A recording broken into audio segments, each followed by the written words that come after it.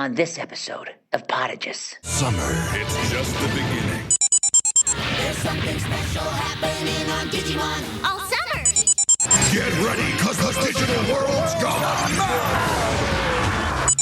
Digimon, what a great show. It's a great show. I like it. I need your password. You can use mine to get on the internet. Potages.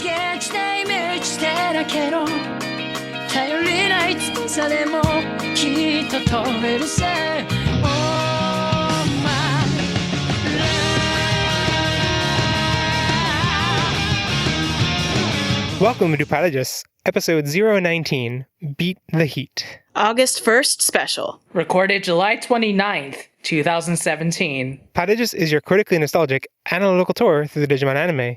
I'm Jeff Ruberg, and I'm joined by fellow homeostasis vessels, Ashley McDonald. Oh, okay. I don't know what that means. I'm Kari. Asher Softman. My patience grows thin. I'm sure that's a quote from something.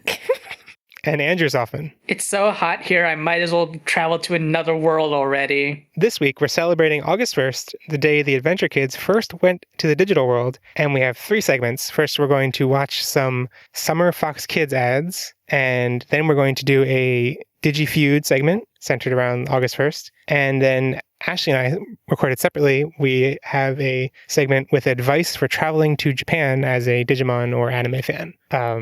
And yeah, hopefully this is a fun way to celebrate August 1st. I thought I should give a brief explanation of like why some people might not care about the day August 1st. There are lots of like... Might not? Yeah, might not. Okay. There's plenty of reason to celebrate August 1st. Mainly that the remastered Patapon is coming out. For the PS4. That's why we're here. That's why we're here.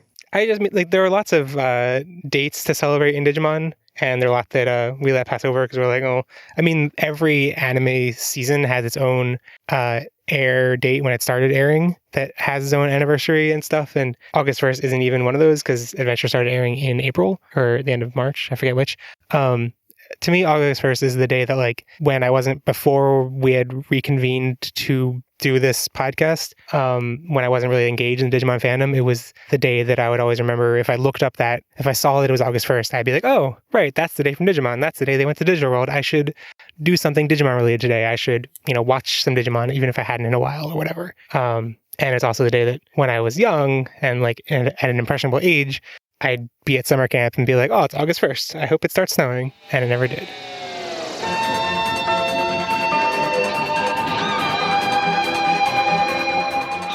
Okay, so first off, we have a segment where we're going to watch a bunch of summer FoxKids ads to put us in the mood of summer. I guess the ads that FoxKids aired during the actual Digimon season were more, I guess, regular. They'd be more about the actual episodes, but I think they had to be more creative over the summer when they just had chunks of Digimon to air and needed some reason to pull people in. So they got a little bit weirder. We also haven't really visited a bunch of these because we only started watching FoxKids ads as part of the show in Tamers. And there are a bunch of these from before the Tamers era. So there are some pretty strange things. It is interesting to see how FoxKids did things. And hopefully it'll put us in a summer mindset. The first one is titled School's Out. School's out, summer's in. Yeah, but what does that mean? Means the action's just heat up on Digimon, so no one's going anywhere. All right, we're staying. Yay! Keep watching Fox Kids, where the adventure continues on Digimon. Okay, so that was pretty basic. There wasn't much to that one. Nope. But what does that mean? Right? What is summer? I don't know, but Florida's pretty much summer all the time, except when it's not. Yeah, it's been pretty gross out here. I guess that one wasn't even clear that it was. We're going chronologically, so that one was Adventure. And it seems like based on talking about school ending, that was probably like the beginning of the summer. And they were probably like, let's make, I don't know, reference to school. That's how we be cool with the hip kids and the Digimons and the kids and the schools. That's how marketers talk. That's exactly what we think. That actually wasn't me talking. I was playing back a clip I recorded of a marketing convention. So the next ad I have just labeled as a classic. It's also Adventure. Beat the heat with the Digi Beat all summer. Beat the heat with the Digi Beat. Digi Beat. The heat with the Digi Beat. This is a mean commercial. All summer. This is them beating up on people.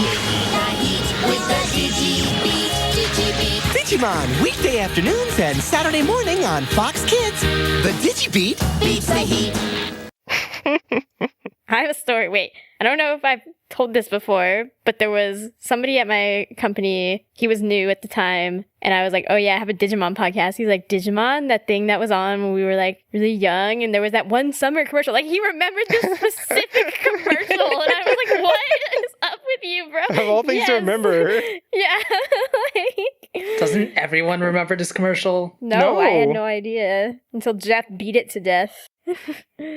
But I don't remember the word art. My favorite part of that commercial is the it's hard from just getting it from an audio medium, but the all summer line, which is just like Kari, and it totally does not match her mood at all. She's just like all summer, and it like that's not what she's all summer. She looks totally like apathetic to whatever's happening. Doesn't the summer kill her technically? Yeah, she does not historically do well in the heat. Yeah, she doesn't really beat That's the why heat. she's trying More to beat the heat the beats heat. her. No, yeah. Into oblivion. Yeah. Oh, that ad will always stay in our hearts. Except Greymon Week. What? No one remembers Greymon Week. I did not find any reference to that when I was looking up commercials. That's because no one saved it. But also, I think it was a Fox Family anyway. It's a shame that there aren't really any. I do have one ad here that is from YTV. Whoa, really? Other than that, it's like Fox Kids seems like these are the only commercials that people really archived, which is a shame. Okay. Well, YTV was more of a Canada thing. I think it was an only Canada thing. Yeah. But I mean, they still would have had their own equivalents to commercials, and maybe they were just less creative, and that's why fewer people felt the need to archive them. But anyway, it's sad. Okay, the next one is titled Behind Every Villain, and it's the first 021. It's just an illusion. Behind every villain, there's a soul. What have I done? Behind every hero, there's a choice. You have the power to change. Behind every battle, there's a destiny. It's you and me. This summer, it's just the beginning. A hero's epic journey is far from over. Digimon. Coming up in a few minutes on Fox Kids. I like how the music keeps crescendoing after the. Quite frankly, I feel like that is the strongest Digimon commercial I have ever seen. That was a good one. I like it. I mean, It's very well edited and stuff. I mean, the word art looks stupid, but it is very compelling. But yeah, the word art, like, I mean, so again, we have to paint a picture with words. People, I mean, we'll have links. I should mention this at the top, but we'll have links to all of these videos in the show notes. We'll also have a link to a YouTube playlist that has all the videos, so you can follow along. Yeah. But or you can follow along afterwards. But yeah, like there's just like interspersed throughout this commercial, just like good, bad, like they're on the side villain, evil. Are we good, bad, evil? But at the same time, this commercial is using some of the best animated shots out of season 2. and the most compelling like aspects of it story wise. Yeah. Well, I don't know about that. It's using It's using Oikawa. Yeah. Because everyone's favorite. Yeah, totally. Right. Everybody's favorite villain. Sure. Oikawa. Absolutely.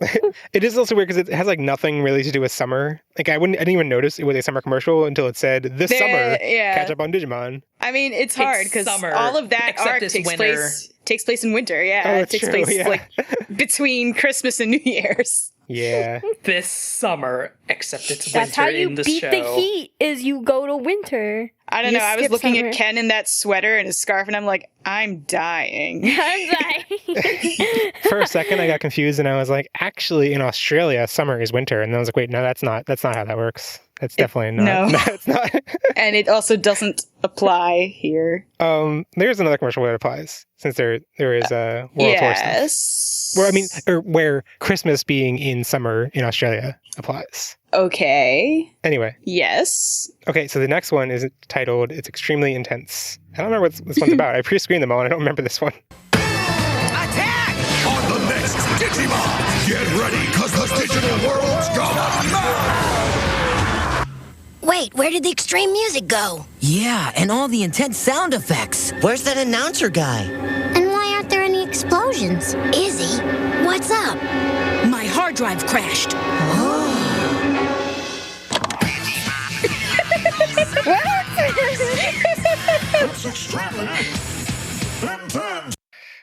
Yeah. So intense, your hard drive will crash. Okay. That one was just weird. That one is weird. For whoever wants to know why I cracked up, Izzy just closed his laptop, and it was the climax of the commercial was him closing his laptop, and I was like, great, intense.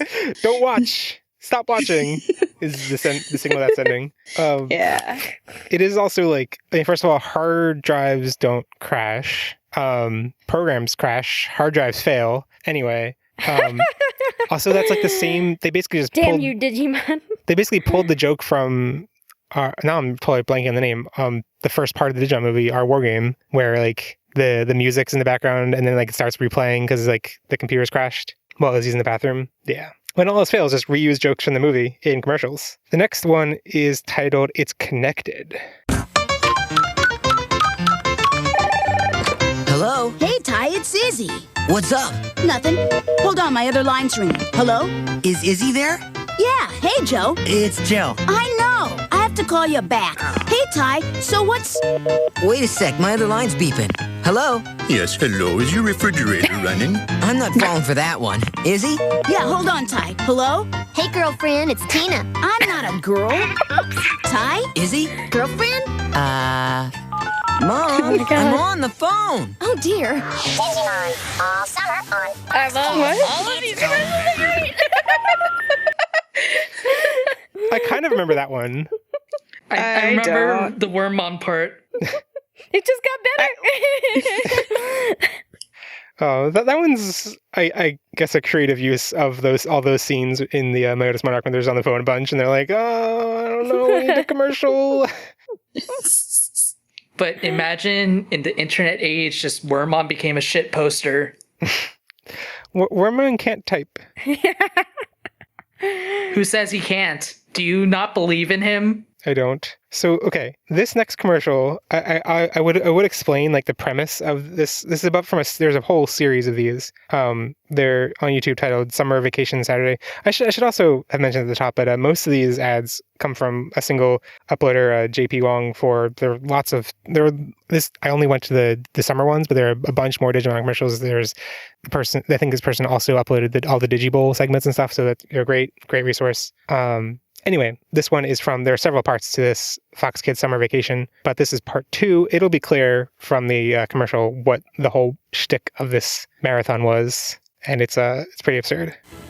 It's a summer vacation Saturday, and you're on board with the Fox Kids crew as they take the ultimate road trip. So here we are on the moon. That's one for the album. This is a shot I took out the window on our way back.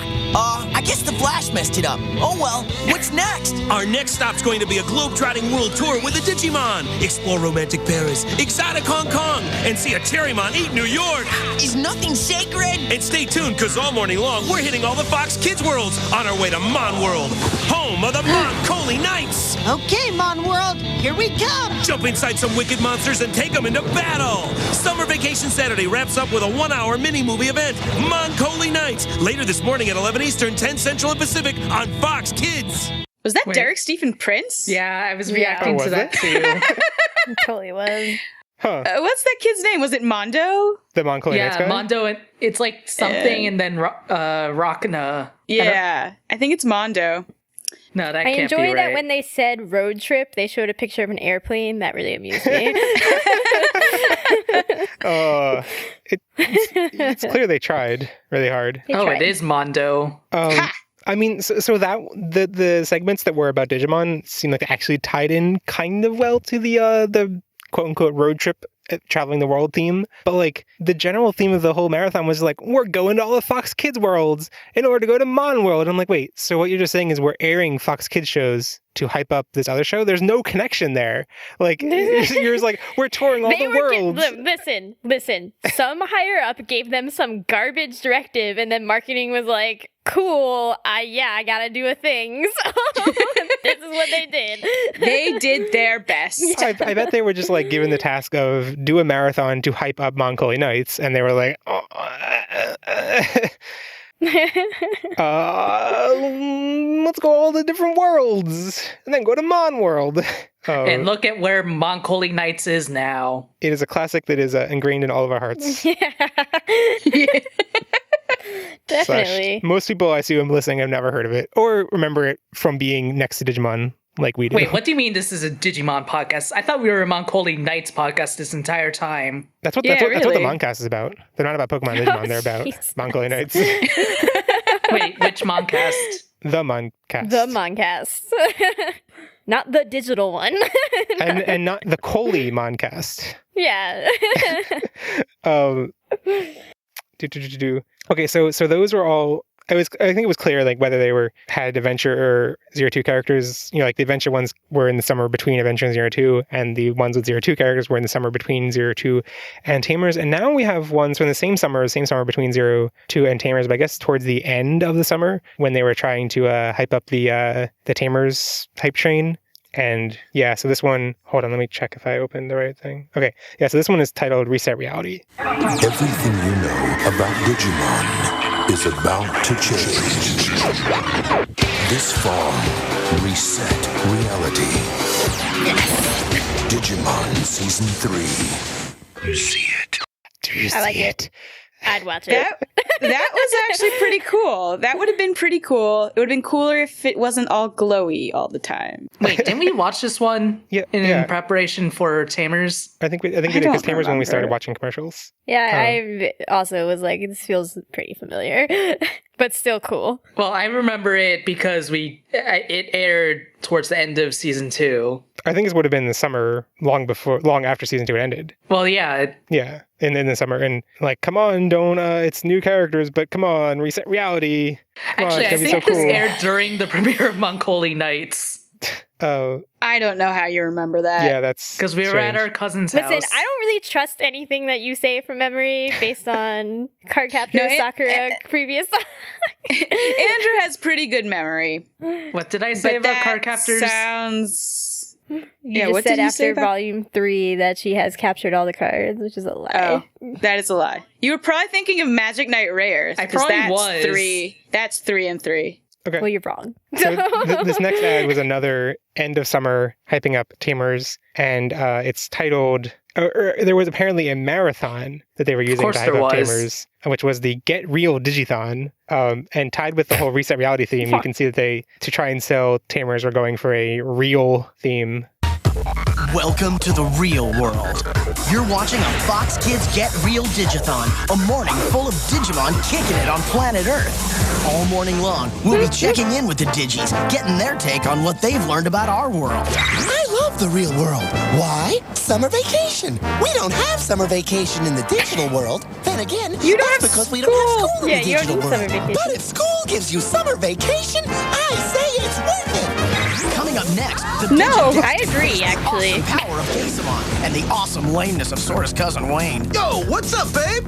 As they search the city for the 8th child. Keep it here and keep it real all morning long, because it's all leading up to the ultimate real-world adventure, the 1-hour premiere of Digimon Season 3, later this morning at 10 Eastern, 9 Central and Pacific on Fox Kids. Wait, wouldn't this be, like, not summer anymore? Yeah, so this wasn't really, this would have been in the September-ish fall time. October. Oh, did it not premiere until October? Yeah, so... I think so. I watched all the different Digithon segments. This one I pulled up because they talked about summer, at least. And Ashley, what you were saying, you agree with Agumon that school is worth it if you get summer? Yeah. Okay, yes. But like not in his context, because you don't have to work in the digital world either. Yes, not in his context. Unless you work at a restaurant. Right. But if you're in that situation, you're already dead, so whatever. What? What? Already dead? If you work at Digitamamon's restaurant, like, you're not getting out of there. Also, they're the Digimon that worked for Princess Mimi and Shogun Gekomon. They enslaved themselves. That's their own fault. I don't know. That's a slippery slope. Yeah, that's a slippery slope. I was going to say that, like, I mean, Ashley and I live in a place where there is perpetual near perfect weather. And so it's it's always summer. No, that's not true. It is never perfect. That's it is below Ashley, perfect. That's why I said near perfect weather. Isn't Isn't Myotismon there all the time? Yes, it's currently really foggy. But yeah, so right, okay, it's rarely perfect, but it's always near perfect. And having it just like be perpetually, I mean, I guess like Southern California is more like what people think of as perfect summer weather all the time. And I hear the same sentiment that I have about North California from people from Southern California, which is just that like when you have the same season all the time, like you start to lose meaning to seasons. And it's like, I know I personally feel that like having been here for 5 years that we've lost perception of time and everything. And so it's like without seasons to pass, it's like, oh, anyway, that's what it'd be like to be a Digimon in the digital world. Yeah, the only thing that keeps me going is vacations. Like I'm like, oh, we're going on a vacation in a week, and then Jeff's friend's gonna visit us in September, and then oh god, what's gonna happen in October? It's just gonna be boring. Well, I try to use the anime airing seasons for people who don't really follow like simulcast anime. There is a new anime season every 3 months with roughly corresponding to the Japanese concept of seasons and roughly corresponding to our concept of seasons. So right now we are in the middle of the summer season, and like theoretically, I always hope that that's gonna like make me feel like I know what season it is, but instead it just makes me be like, wait, which season is it? Is it over? Wait, what? Already? Huh? Yeah. Like, huh? Wait, it's fall? No. Is it winter? Wait, which one is it? I don't know. It's Jeff season. And then we talk to people like Ash and Andrew on the East Coast, and they're like, I'm dying in the heat. And I'm like, I thought it was cold. I'm confused. Well, when we're in Florida, I mean, Florida doesn't really have seasons. Oh, yeah. Yeah, wait, you guys either. grew up with that. So, like, how do you feel about it? Yeah. Seasons I like are seasons. Seasons are totally a myth. See, imposed actually... on young children well, in schools to indoctrinate. Andrew has always lived in Florida. Right. Yeah. I have traveled. I like things. I like seasons.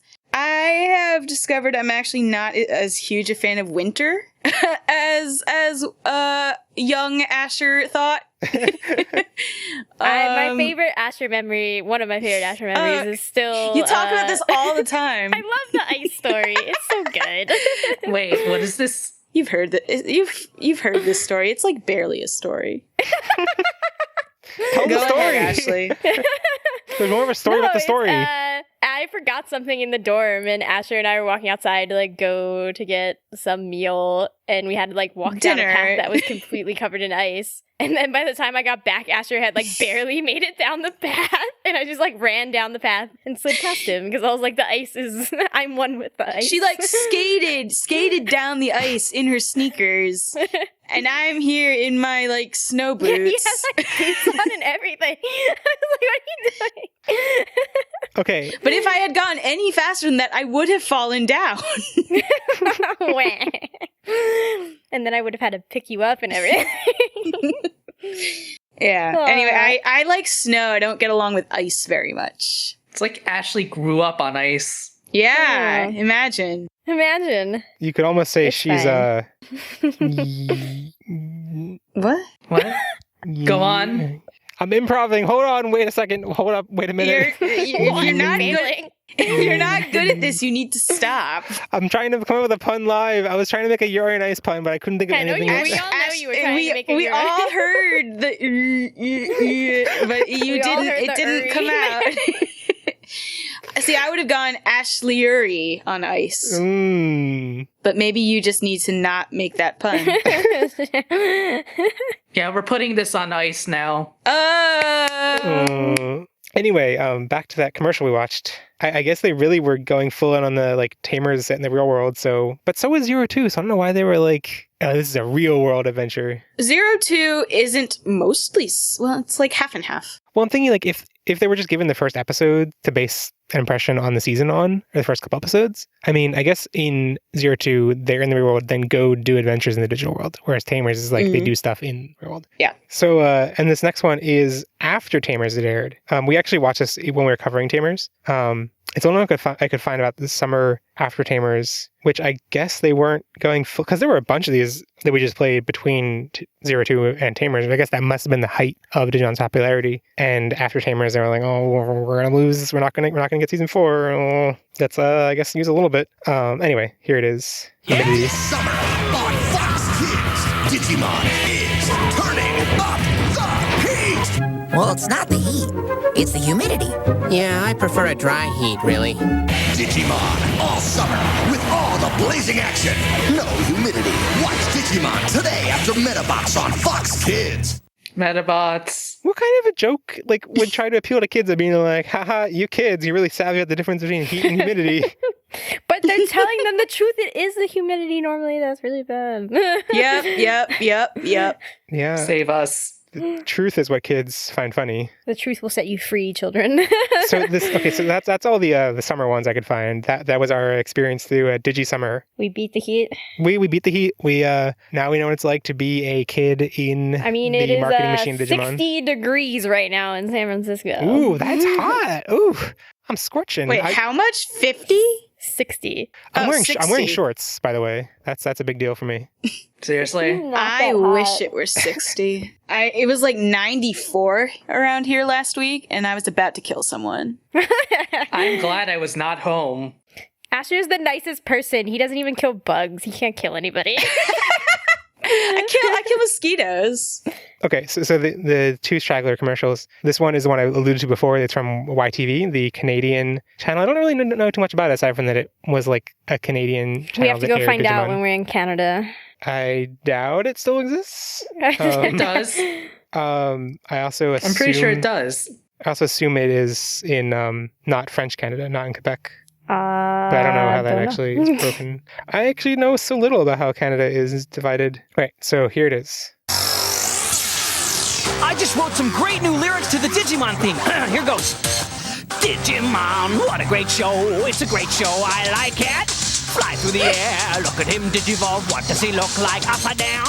Look at Canada, what have you done? Who wears mittens? That's nest in your mouth when you don't brush your teeth.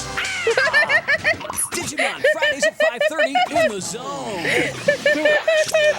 No, Canada. So no. I wrote in my notes. Do? We can all see in my notes for this episode, I wrote down next to it, just important, because that was that was extremely important. How do we not know about this before? It's amazing. Canada, what are you doing? What's wrong with you? Yeah, that was amazing. I feel like it's a shame that we didn't know about this when we were covering the original season, because now we don't have that theme song. Like, I guess we're never really using a theme song anyway. Wait, when was it uploaded? We could have written our own Digimon theme songs every time. Oh man! Oh yeah, apparently this was uploaded in 2012. So, we can still write our own theme songs for the Data Squad opening. Yeah, but I don't care about the Data Squad's opening. I don't even know what the Data Squad opening is like. We're like here the original too out much. to face the fight. Be strong. Give it all your might. Digimon Data Squad release. Whoa. Is Jeff showing us the Japanese one? And you will reach your goal. Prepare to Digivolve.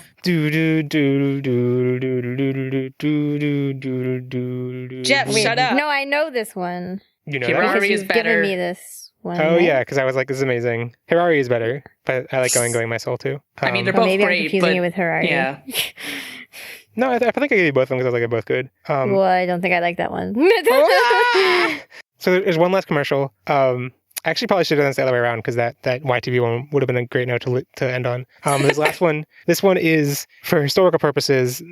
Apparently, according to the description here, which I mean, I don't know how much to trust it, but like this is from the person that uploaded a ton of these commercials, so like they probably have pretty good knowledge of this stuff if they had all this stuff archived on VHS tape and everything. But they said that it is, it says promo for Digimon on the Fox Kids Fall Lineup program aired the week after Digimon premiered. So this was Digimon had already started, but they wanted to get kids into it and be like, come on, watch this Digimon thing. So here we go.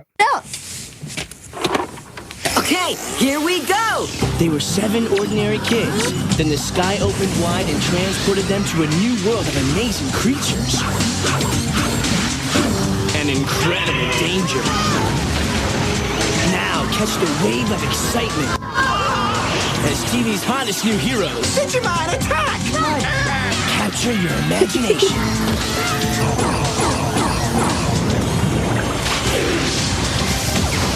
In the new series everyone is talking about. No autographs, please. Digimon, digital monsters.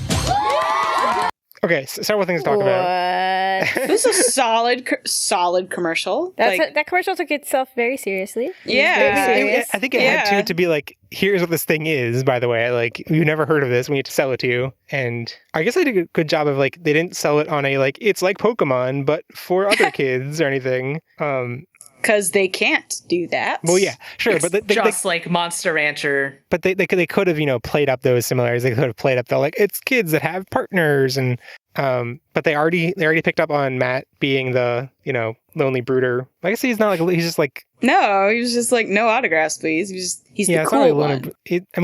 Cool dude. I guess was apparent from the beginning. Yes. Yeah. And what else is there in that commercial? It's really not clear in just the audio. I might have been a little bit confused. But in the opening, the commercial opened and ended with like real kids in like a playroom. I guess real kids. I mean, I guess it's supposed. Yeah, they're fake kids now. I guess it's supposed to be like kids in a room, and they put a VHS tape in, and then it's Digimon on the screen, and it's like totally not like it's totally like fake on the screen. But and then it ends with them being like, "Yay!" and I'm like, "Oh god, this is so silly." But yeah, it's strange to think of commercials that were like, "Let's show other kids like you enjoying the thing you're about to watch." That is bizarre. It's a little bizarre. What's bizarre? Having like showing kids and being like, these kids like it, you'll like it too, won't they? Won't you? Come on. These kids are raving about it. We test marketed with these totally real kids. Yeah, we had a focus group, and I'll look at the focus group. So anyway, we'll have a YouTube playlist of all of these commercials you can find in our show notes. We'll also have links to all the individual commercials if there is any one you want to watch in particular.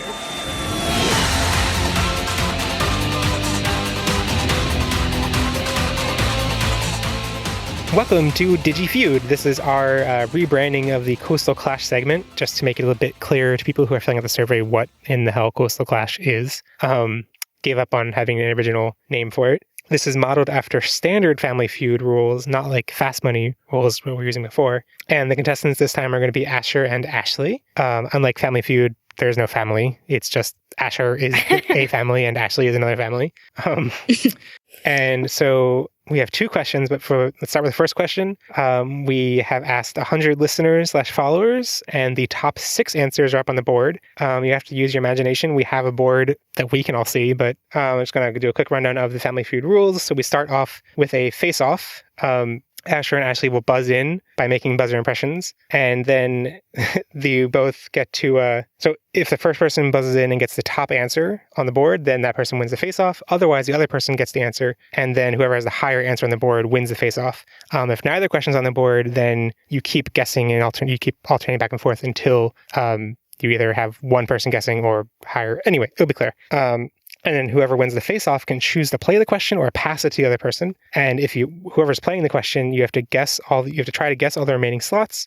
If you do get all the remaining slots, then you get all the points on the board. And if you get 3 strikes, then the other team person can steal the question. And to steal the question, all you have to do is guess any remaining slot. If you correctly steal it, then you get all the points on the board that have been revealed so far. The ones that haven't been revealed, you don't get points. And if you don't steal correctly, then the original person who was playing it gets whatever points have been revealed on the board. That is how Family Feud works. That is how Digi Feud works. I should stop saying Family Feud because I don't know what that is. This is a totally unique set of rules that we made up on our own, and we have not modeled after anything.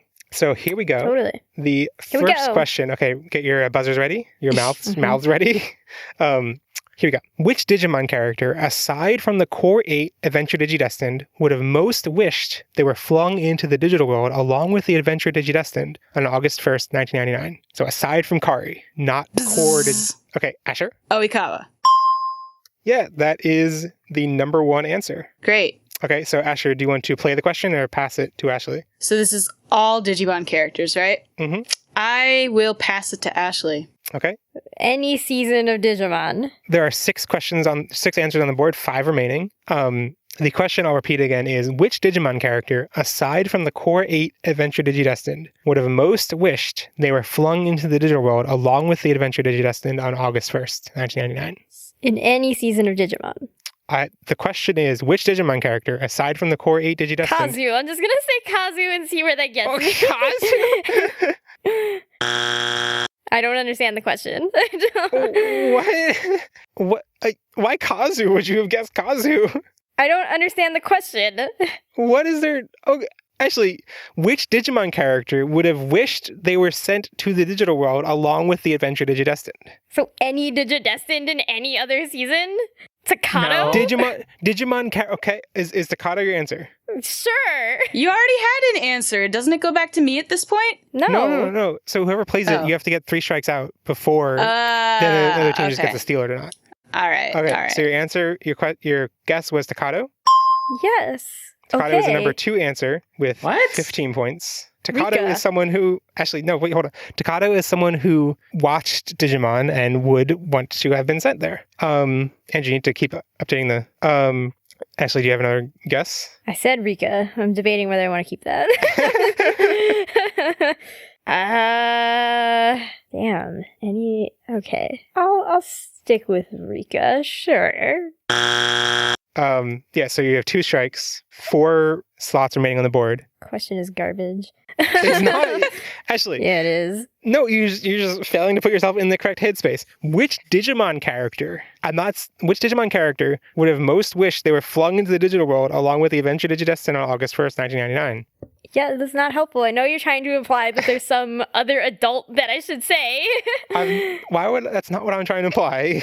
What other Digimon characters are there that are not Digimon? What? They're not Digimon? No, There are plenty of Digimon characters that are not Digimon, that are not the original 8. Yeah. Yeah, and they're all Digidestined. No, not the 8 core Digidestined. I keep saying the core 8 Digidestined. Like Tai, Matt, Sora, Izzy, Mimi, Joe, whatever I'm missing. Know. Not those 8. Yeah. Any other Digimon character. Yeah. What? You're trying to be like... Okay. You named other tamers and they weren't good enough. So what are you trying to imply? That you incorrectly. You have 2 strikes. You guessed Kazu and Rika. You guessed Kazu and Rika. You have 1 strike left. If you get it wrong, then Asher has a chance to steal by guessing any of the remaining 4 slots. Yeah, I understand the rules. I'm repeating for listeners. What's your final guess? Oh my god. Or not final. It's only final if you get it wrong. So garbage. Michael, what? Who cares? I don't even care. Actually, you're just bad at this question. Your answer was Michael. Okay, Asher, you have 1 chance to steal by getting any of the 4 remaining slots. Davis. Oh, really? Yep. Okay, so that goes... I got all the points then. Wow, I'm so bad at this. So 35 points go to Ashley for 20 points for Oikawa and 15 for Takato. Here, let me reveal the remaining slots on the board. It was 3rd place was Rio with 7 points. I was going to guess Rio, but then I was like, Jeff is being really garbage at giving hints, so... And 4th place was Sam, 7 points as well. That's a stupid answer. Sam's explicit thing was that he wanted to go to the digital world or whatever. Like, he wanted to have a Digivice, and at least that was part of his characterization. 5th place was Jim, Joe's brother, with 4 points. And 6th place was June, Davis' sister, with 4 points. Those are... I really disagree with a lot of those answers. You, I think, had less creativity than our listeners in this regard, actually. Also, you had less time. They had more time when filling out the survey. No, you also tried to read the question where you put emphasis on things where I was like, you're not in the correct headspace. Let me read it to you again with extra emphasis on this part. And I'm like, yeah, that's the headspace I was in. I don't, it's not incorrect. You never seem to explore characters in the adventure universe who are not the core 8. You were just like, there are adults and there are kids, and that's it. Let's go to the second question. Second question, there are 5 answers up on the board. Okay, do you have your buzzers ready? So ready. Which family member of the Digidestined, aside from the core 8 again, would have been most concerned if they'd found out about their kids disappearing at summer camp on August 1st? Bzzz. Asher? Izzy's mom. That is the number 2 answer. Number with 2? 13 points. What? I'm going to say I was very resistant about giving hints in the last question. I will give a hint. I think I know what number 1 is. I will give a hint in that, like, this... No, don't give a hint. Don't give hints. Don't give hints. No, just stop. Okay. You really bad at giving hints. Don't give it. Yeah. No, just go to the next part. Just go to the next part. Okay. No. Ashley gets a chance to guess. I know. Okay. Exactly. That's what I'm saying. I kind of don't even want to give like a real answer. Kind of just want Asher to have to choose what to do. No, that's not how this game works. No, I'm just gonna say like June. That's your final answer, June? Yeah. June, Wait, is, June is the number one answer with 22 points. What? So my hint was going to be, I am so confused by what the number one answer is. Damn it!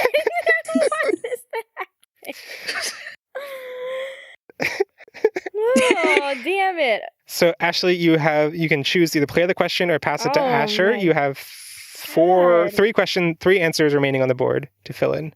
I guess I'll play that. Sure, why not? Okay, let me repeat the question. Which family member of the Digidestined, aside from the core 8, so I was trying to figure out how to word this to be like, not Kari, so you mean, not yeah, Kari. not like, Kari, not TK, yeah. right? Okay. Well, I mean, TK also disappeared, but like Kari did not disappear. Right. And yeah. Okay. Would have been most concerned if they'd found out their kids disappeared at summer camp on August 1st. And it has to be a family member. Henry's dad.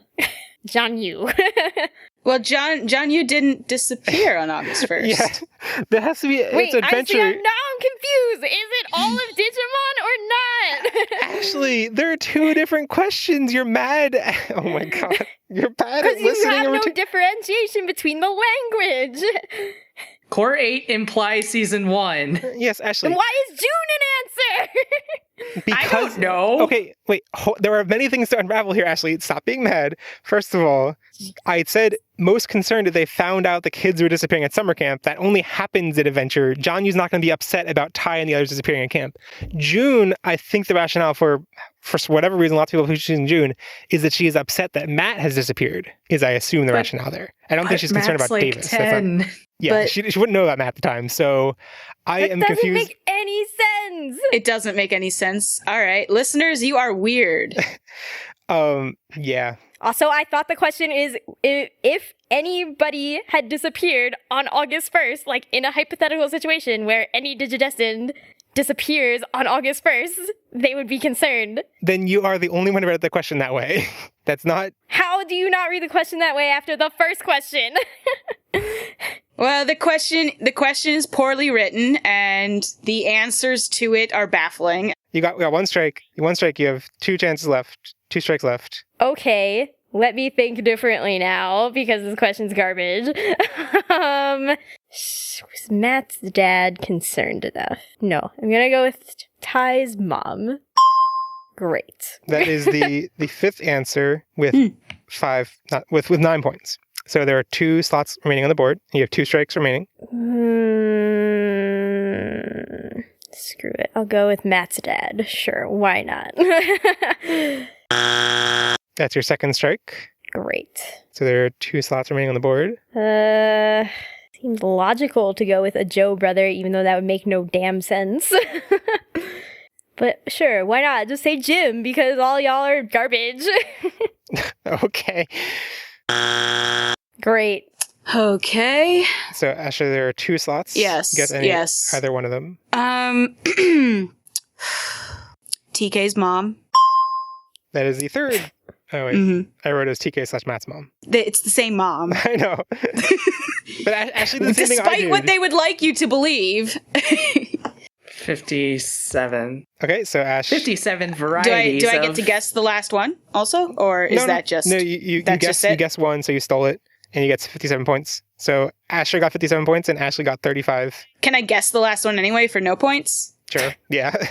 Sora's mom. Nope, it was Mimi's mom. Oh, really? I knew it. No, that's so garbage. How is that garbage? So mad about this. Mimi's parents are do not give any craps about her. No. Oh, really? They really adore her. Actually, I think Mimi's dad would actually be more worried than Mimi's mom, though. Yeah, maybe. Don't you remember them during the Myotismon arc? They, drove a car into a Digimon. I'm pretty sure that happened. No, that was just the dad. The dad drove a golf cart into... Dark Tyrannomon. Whatever. Great. Ashley, y'all are dumb. Actually, there's the questions are supposed to be a little ambiguous so that it's left up to interpretation, and then that's part of the challenge is interpreting.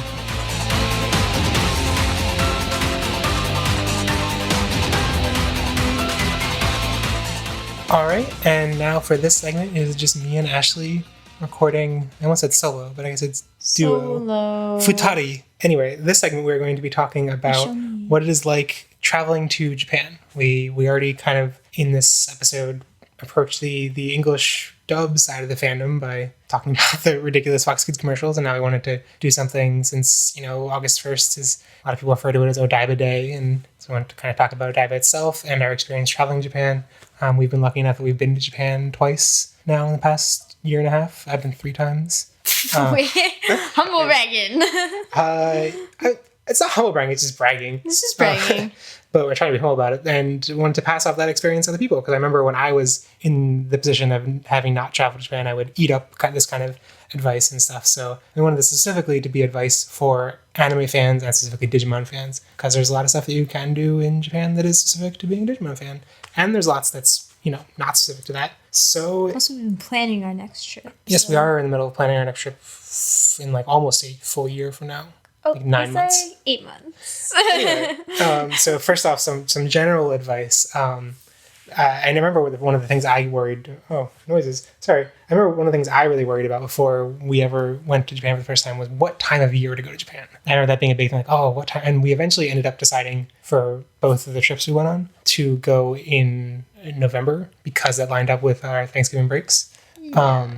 And I don't know if that's the ideal time. Where the next trip we're planning, we're doing in the spring to line up with the sakura blossom, the cherry blossom season. But I don't know if November is fall is really the best time, but it worked out well. It was a good time because it wasn't too crowded, but there were still things to do. Autumn after cherry blossom season is apparently one of the more popular times in Japan because people apparently also really like seeing the pretty leaves. Right, but I think we were both. I think that we were there after. I forget what that word is called, but there's a word for the autumn leaves falling that is also its own tourist attraction. It's similar to the hordes of people that are attracted for cherry blossom viewing. But we never really participated too much in that. Yeah, I think we went there slightly too late. Yeah, I think too late a little bit. But that Thanksgiving time was totally fine. And there is an article I found looking up this on Tofugu about the best time to visit Japan, and it lists the benefits of each season. And I wanted to point that out just because, it's probably a good article if you're not sure which season, if you don't have a strong reason to go in any particular season. But also I wanted to just point out Tofugu in general because we're going to be talking about a lot of different aspects of Japan. And if you're looking for any kind of resource, any kind of question you have specifically, it's always a good choice to search on Tofugu first to see if they've done an article about it because they're a really good source on lots of different information from learning Japanese to visiting Japan, lots of different topics, and they're generally always really well written. Also, flying to Japan, we in our experience haven't really found specific travel sites that are this will get you the best kind of flights for going to Japan specifically. The ones we use are basically Hipmunk and Kayak and those kind of flight aggregators. Google Flights. Nothing specific, but you should definitely be using one of those flight aggregators. You shouldn't just be going to one airline and just trusting the one airline. You should definitely be checking them frequently. Yeah, and checking frequently. And some of them have price alerts you can set up. In our experience, just generally, they're not can't rely too much on price alerts because there's it's only tracking the cheapest flight, which is probably the flight you don't want. Right. And there's one of the reasons I write down, one of the reasons to not be interested in the cheapest flight is that when you look, at least this is very US specific, and it might even be specific to in San Francisco in the US. But I assume there are similar kinds of deals outside. No, it's been true for our other friends coming from elsewhere.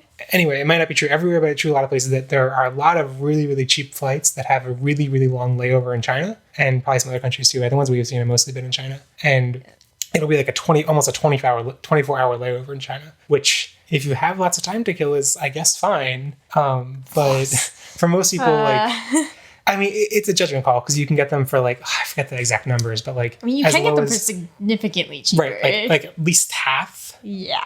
As expensive. So if you're willing to, spend basically a day both time, 2 days total to have half as expensive flights, that may very well be worth it depending on your budget. We can't really talk about, I don't remember the specific budget numbers. How much flights would cost in. So I'm pretty sure there was a time where we could have got those flights for $700 and what we ended up paying was $1,200 for. I've heard those kind of flights going as when there was a specific brief sudden deals going as low as $400 though. But that's just San Francisco specific. So I don't want to go too much into that, but I was thinking like in terms of budget for the entire trip. We didn't really budget out like here is how much this trip cost. Oh, but I mean, I did a rough estimate, and it was like $4,000 to $5,000 for 2 weeks. That's more higher than I thought. Really? Okay. Well, I mean, spent $1,200 on flights. Rail pass is like $400 to $450. Plus, you have other local transportation. Room and board was probably like $700, and then like for what you're talking about 2 weeks. 2 weeks, yeah. Okay, so you're going for a week. It'd be probably a bunch cheaper room and board at least. Calling room and board seems like a college thing for the lodging. Whatever. It's late. I don't have time for all the fancy words. Yeah. So anyway, I'm sure there are lots of articles you can find about like estimates about how much a total trip to Japan will cost you and what kind of budget you can go on. So don't trust us for that. And it's also very dependent on where people are coming from and all that. And a big question in terms of visiting Japan is like how much Japanese knowledge do you need to have? And my answer to that is very little, especially if you're going, and we were talking about like whether you're going to Tokyo, lots of other different cities. But if you're just going to Tokyo specifically, I think you need like very little Japanese to get around. The subway signs throughout Tokyo, which is the primary method of transportation you're probably going to be using within Tokyo, the subway signs, English everywhere. Like I think we saw like in our last trip when we were there for 2 weeks and went to lots of different cities outside of Tokyo. I saw one train sign that did not have English on it, and it was like an under construction sign. Really? No. I think it was in Tokyo itself. But it was like one sign that was like talking about like a specific part of the train station being under construction or something. And like, but every other sign always has like all the place names, all the names of lines, etc. And what you need to interact if you need if you need to ask for directions or need to get tickets or whatever, if you can say the name of the place, that generally like communicates enough to be like, I want to get to here. Like as long as you can say to where here is, that usually is enough to get you help. And in terms of like eating, we found that like a lot of restaurants have English menus, surprisingly. Especially in Tokyo. Yeah, especially in Tokyo. I think that is where the farther out you go, and like if you're in like a ramen restaurant in the middle of nowhere, like they're not going to have an English menu. But like if you're in like a restaurant in Tokyo, they generally have an English menu. And also I forgot to write this down, but lots of menus have pictures too, which was kind of surprising because in America, at least, that's a very tacky thing to have, lots of menus have like a couple images, but like it was actually pretty common for menus to have like every item have images. I'm trying to remember, where were we? We were in a mall and we went to some like ramen place or something, but they had it all outside, and then you asked a question about like what this was, and they were like ran to like get the mock bowl that they had and like show you. Oh yeah, that was in Fukuoka in the basement. Yeah. After we went to the One Piece thing. Yeah. Yeah, and I guess another thing, a lot of restaurants have fake food outside. Yeah. That's like, it's like plastic molded to look like the food, and that doesn't really help you order, but it does help you know what it looks like, I guess. But I mean, it is helpful if you have specific dietary restrictions, because you're like allergic to something, or you're vegetarian, or you just hate certain food items, which Ashley and I are fairly childish picky eaters, so that is our situation. I think in those cases it's probably worthwhile to learn at least some of that vocabulary just so you can like be sure. Vocabulary like we hate mushrooms kinoko, meat is niku. I don't know the terminology for like vegetarians, so he probably would want to be able to say like, is this vegetarian? And I mean, it's generally useful to have some really basic Japanese vocabulary. I actually felt like so I know a decent amount of Japanese. I've been studying Japanese for a while, and I felt like almost 90% of my encounters in Japanese while I've been in Japan, I've been just saying like arigatou gozaimasu or sumimasen, and like maybe counting a couple of times to be like, I want 3 of this. Yeah. Which like you can also just hold up your fingers and be like 3. Oh yeah, because they always ask you like, how many people? Right, how many people, like how many items and things like that. And I actually found that if you go in with some Japanese knowledge and try to use the Japanese, it's going to be a harder time than if you just like don't try to use any Japanese and they try and help you, because I was much more stumbled trying to use the Japanese than I would have been if I had just not tried to use Japanese and just. Yeah, it's fun because I feel like in a lot of situations we start trying to speak basic Japanese, then clearly get to a point of confusion, and then are like, Eigo desu ka? And they're like, Shoto. And then we like switch to English to try to, Get them to use their basic I'm just thinking of encounters where it's like I would try to like buy stuff and get through the checkout process, and then I'd be like, totally fine, and then they just ask a simple question like, oh yeah, like do you want a bag with this? And I'd be like, and like I had to go through, like I have to like I'm sorry, I don't understand, like 5 times, before they just be like, it's just a bag. Like, do you want the bag? No, I definitely, at the Pokemon Center, they asked me some basic question, and Jeff was nowhere near me. Like, none of our friends were near me, so I would just like, Nihongo ga wakarimasen, and they were just like... Yeah, wakarimasen is good. That means I don't understand, I don't know. Yeah. And another important phrase is doko desu ka, which is where is it, where is. So, like, if you're like, ramen doko desu ka, people will understand what that means, and they'll point you to ramen. But so so again, you don't need to know that stuff. I think generally, I would be scared going to a country and not knowing any of the basic vocabulary to be able to say like sorry or thank you. Yeah. But you probably can get by without that. But if you want to learn some basics, the thing I recommend is Duolingo, because Duolingo recently came out with a Japanese course. People have wanted that for a while, and they finally came out with it, and it probably is the best way to casually fit in some Japanese learning into your life otherwise. And anyway, some other basics about traveling to Japan before we get into advice from friends of the podcast. I guess the 2 important things traveling to a country are how to have data on your phone. And for that, the answer we recommend is getting a SIM card, assuming you have a phone that can have a replaceable SIM card. Yeah. If you don't, then that's a more complex situation. If you don't have a phone that can accept a SIM card, then I guess probably the easiest option is to get a Wi-Fi hotspot, which you can also do even if you have a phone that accepts a SIM card. I would recommend going for the SIM card if you can, because Wi-Fi hotspots have the same data limitations as SIM cards. So like it'll still have a throttling limit of like 100 megabytes per day. And lots of phone software, especially iOS, like is built around the assumption that if you're on Wi-Fi, you can download whatever. And if you're on LTE or 4G or whatever, then it'll throttle things and not download too much. So trying to keep your phone from downloading updates and all this other stuff while you're connected to a Wi-Fi hotspot is really difficult, and it requires going and turning off all these settings, and it's a headache. And even if you turn off all the settings, it's still a pain. So, and then making sure you don't go over the limit. I had much more trouble using Wi-Fi hotspot the one time I did it than the 2 times we got SIM cards. So I definitely recommend SIM cards. They're not too expensive. I forget the exact amount of money. I think it was like $50 for like a week, 2 weeks maybe. Forget exactly. Oh yeah, I forget what it was for the 2 weeks. It was definitely less than 100 though. For 2 weeks. And getting them was pretty easy. Actually, all 3 times that I've gone to Japan, we haven't planned in advance. And one time we got SIM cards from a vending machine in the Narita airport. In the Sapporo airport, we got them from a kombini in the airport. And then the time I got a Wi-Fi hotspot, I got it from a kiosk. So I guess those are the 3 main options at an airport: a kiosk, vending machine, and a convenience store in the airport. And kiosk I hate the most because it means you have to talk to someone, and then you can get sucked up into their marketing spiel. And like, and I mean, generally, like if it's a kiosk at the airport, they probably speak English, so that's not really a concern. But it's more of a like, you can't really compare prices and stuff because it's like they have one thing to offer you, and it feels rude to be like, sorry, I'm going away. But I did that because I was there at like 5 a.m. and there's the only thing was open. Yeah. But so I would recommend vending machines, and like the convenience store in Sapporo Airport was like, had like a whole display of lots of different options, and we were able to choose one that seemed like it was the best price with the best data limit and everything. And so, I thought we were going to get a different one at first, and then we found a cheaper one in the convenience store. Yeah.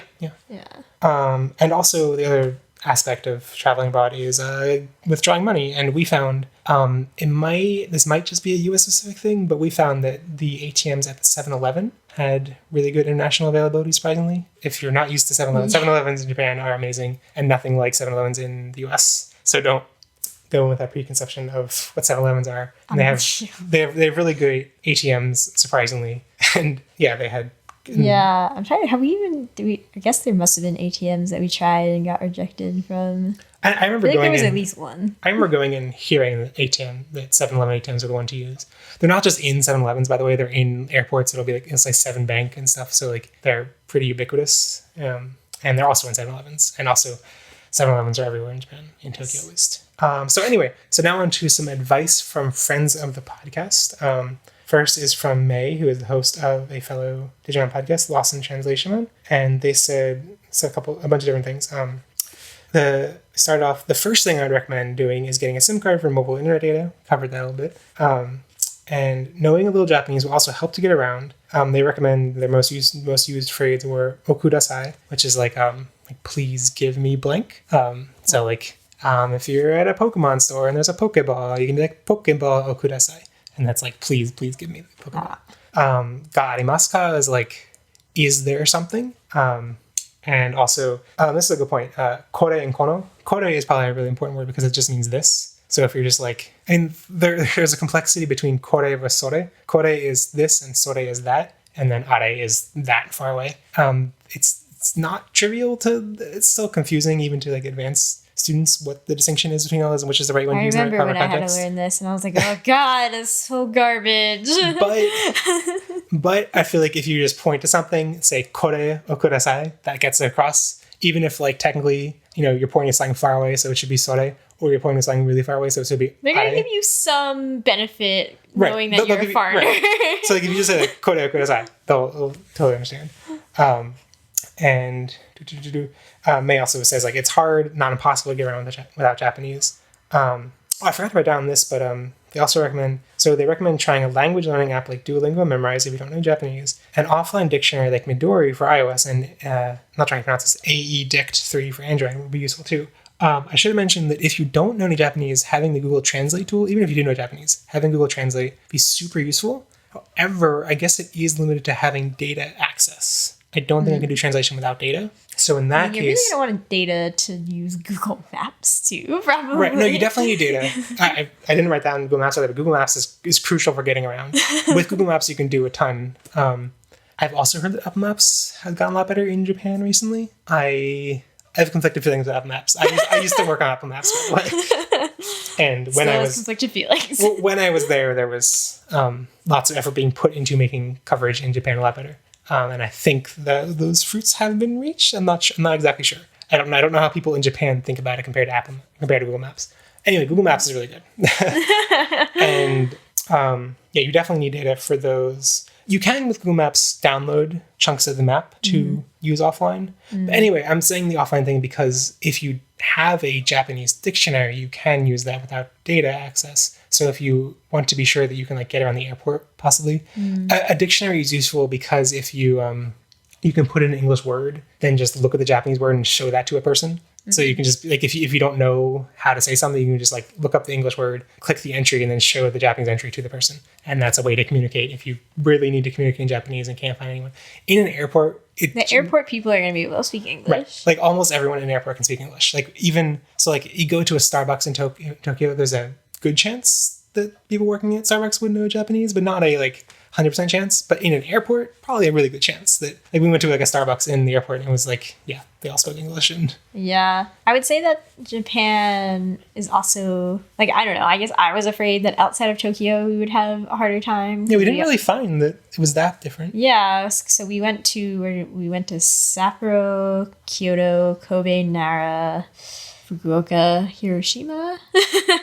And I really couldn't tell the difference in any city, the level of like English. And I think that's partially because Japan is making an effort to bring in more foreign tourists. So I think that they are making more accommodations. Like I think we went to a sumo tournament and I think before, you know, if you look up all these things online of how to go to sports and everything, it's like, here are all these like hack arounds that like people will buy you the tickets for you and like mail them to you and all these things. But now they've just like have an English website because they're like, yeah, people like want to do this. So, I didn't realize that was a recent thing. Huh. Yeah, I'm pretty sure it's a recent thing. So like, and they had like a separate section for us to pick up our tickets and stuff where people spoke English. So it was like, cool.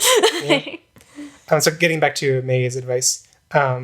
So they say, while Odaiba was a lovely walk, my favorite Digimon place to visit were actually Nakano Broadway. And so that it's surreal. It was mapped exactly correctly like in Cyber Sleuth, and it's one giant Mandarake store. Lots of Digimon stuff. Mandarake is hard to explain. It's I don't know what it technically. It's a store that has tons of geek stuff. Like if you're into anime or Digimon, just like even non-anime stuff. They had like one of the Mandarake stores in Nakano Broadway is like devoted to like 80s American memorabilia. Like I'm pretty sure like movies from America. That weird one? There were like a million weird ones. I don't know. If you pay attention in Cyber Sleuth, you can see that like oh, there are a couple of different stores in here that say Mandarake. That's probably a mistake. No, like every. No, it's not. I mean, Nakano Broadway. Okay, we should explain what Nakano Broadway is. If you've played Cyber Sleuth, you probably know what Nakano Broadway is. It's the mall that's like the hub of Cyber Sleuth. But it's also a real life mall, and it's like a little confined, dense nerd mecca because of all those Mandarake stores. And they have I would say it's far more overwhelming than it actually is in Cyber Sleuth. But also, isn't there a whole like lead in to it that's not conveyed in Cyber Sleuth because it just takes you off the map? Oh yeah. Yeah, there's the, you mean like the like we went to Nakano town itself. Nakano is an area, yeah. That's but it's also full of stores. Right, I mean it's like a shopping street. Yeah. So yeah, I mean Nakano Broadway is really great.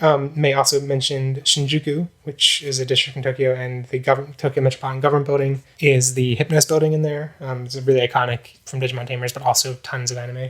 And the Central Park is also the park that Tamers is set in. It really is not clear when you watch Tamers that the park where Guilmon is hidden is like literally across the street. 2 blocks away. No, it's across the street. Not 2 blocks away. It's across the street from the Hypnos building. Like, it's like right there. Like, there's no distance whatsoever. You can like look down from the Hypnos building and see the park. Like, it's really bad.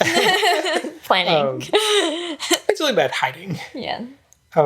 And it's also not really clear. I don't think the school in Tamers is 100% based on a real school. So it's unclear if it's like, what did they hide Guilmon there because it was just so close to the school? Because it seems almost like it was far away from the school, but then happened to be near. Like, anyway, it's a weird situation, but it's a really good place to go. And I would say the park itself is not going to be like the most amazing park. It's more of a It's definitely not the most amazing park. It's not an amazing park. It's an interesting experience. You're like, wow, this is Tamers. Like, this is. You can find Guilmon's box, and that's fun. Not his box. His hideout area. It's not an actual box. His little cage thing. It's box. Yeah, and that's pretty neat. But it's not like there are better parks to go to. Also in Shinjuku is Shinjuku Gyoen Park, which is a like big fancy park. It's like.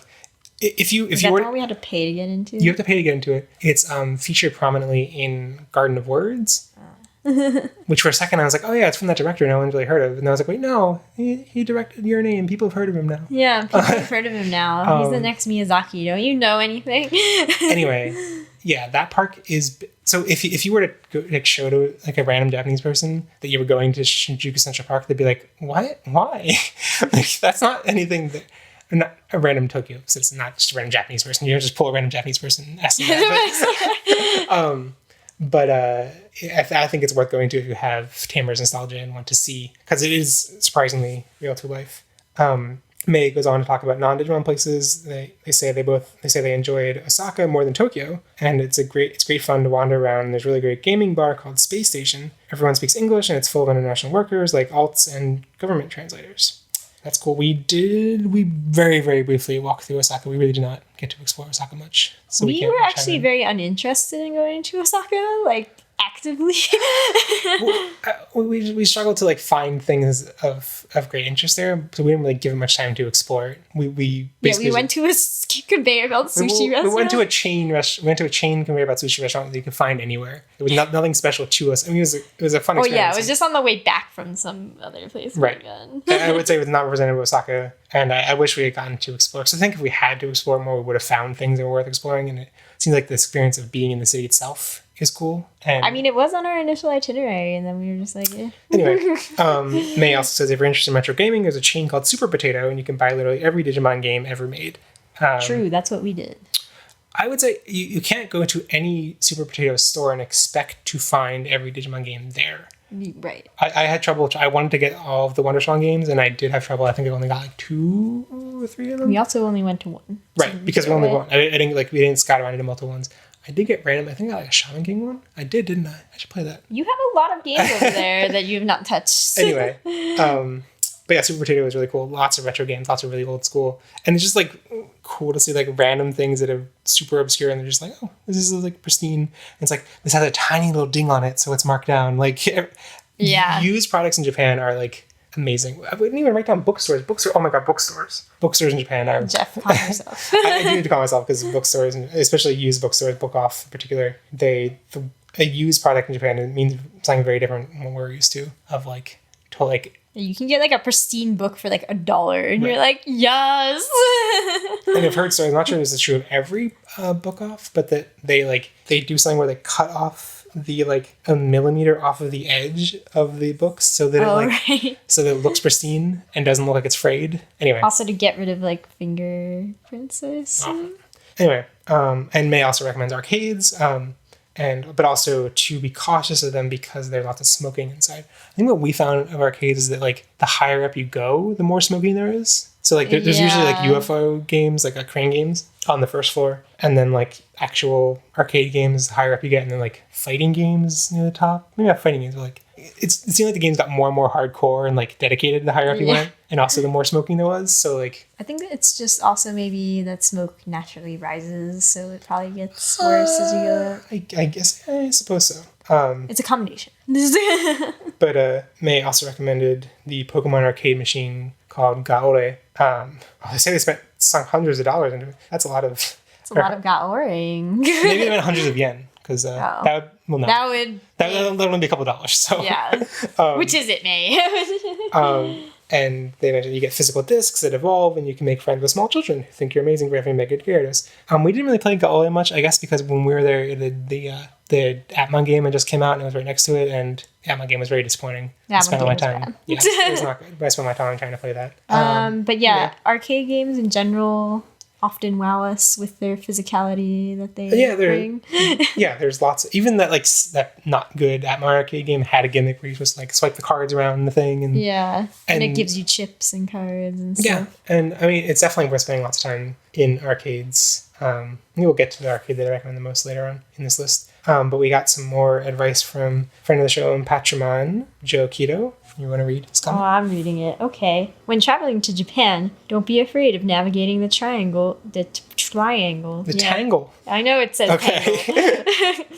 The tangle of Trailmon. There are plenty of apps to help you navigate around. If when you do use the trains, be sure to observe proper etiquette. Don't talk loudly. Give up your seat to people who need it. And for the guys, keep an eye out for women-only cars to avoid awkward situations. I would say that actually is hard to keep an eye out for because it's pretty easy to be on a car and not notice. I'm not sure if it's just a Tokyo thing or if it's outside of Tokyo too, but there are basically signs, and I think the signs are in pink, just to be super gendered about it, that say like this car is, but I think they are only for rush hour. So if you're not there during rush hour, which you will know if that's a thing, that's a general bit definitely won't know. You'll know if you're there during rush hour. It's a general bit of advice to probably just don't use the trains during rush hour. Don't use a train, especially don't have a bag with you. Oh, okay. It's probably worthwhile to do it at least once when you're just like going with just stuff in your pockets. But if you're taking your suitcases with you, avoid the trains during rush hour because they get extremely packed. People are extremely efficient about packing in. So in contrast, San Francisco has a single train line, and people will get when it gets crowded, people will walk on super slowly because they're not used to filling up as much space as possible. Then they'll walk on super slowly, so then the doors try and close. People are still coming in, and all this. In Tokyo, other cities in Japan too. People just rush in and everyone expects it. It's normal. There was one time when we were waiting to get in. I think it was the one time we did a couple times. One of the times we were traveling in rush hour and the train looked too packed. So we just stood back and we were waiting in line, but we're not going to get on this. And then someone came running up behind us and jumped into the car, leapt in.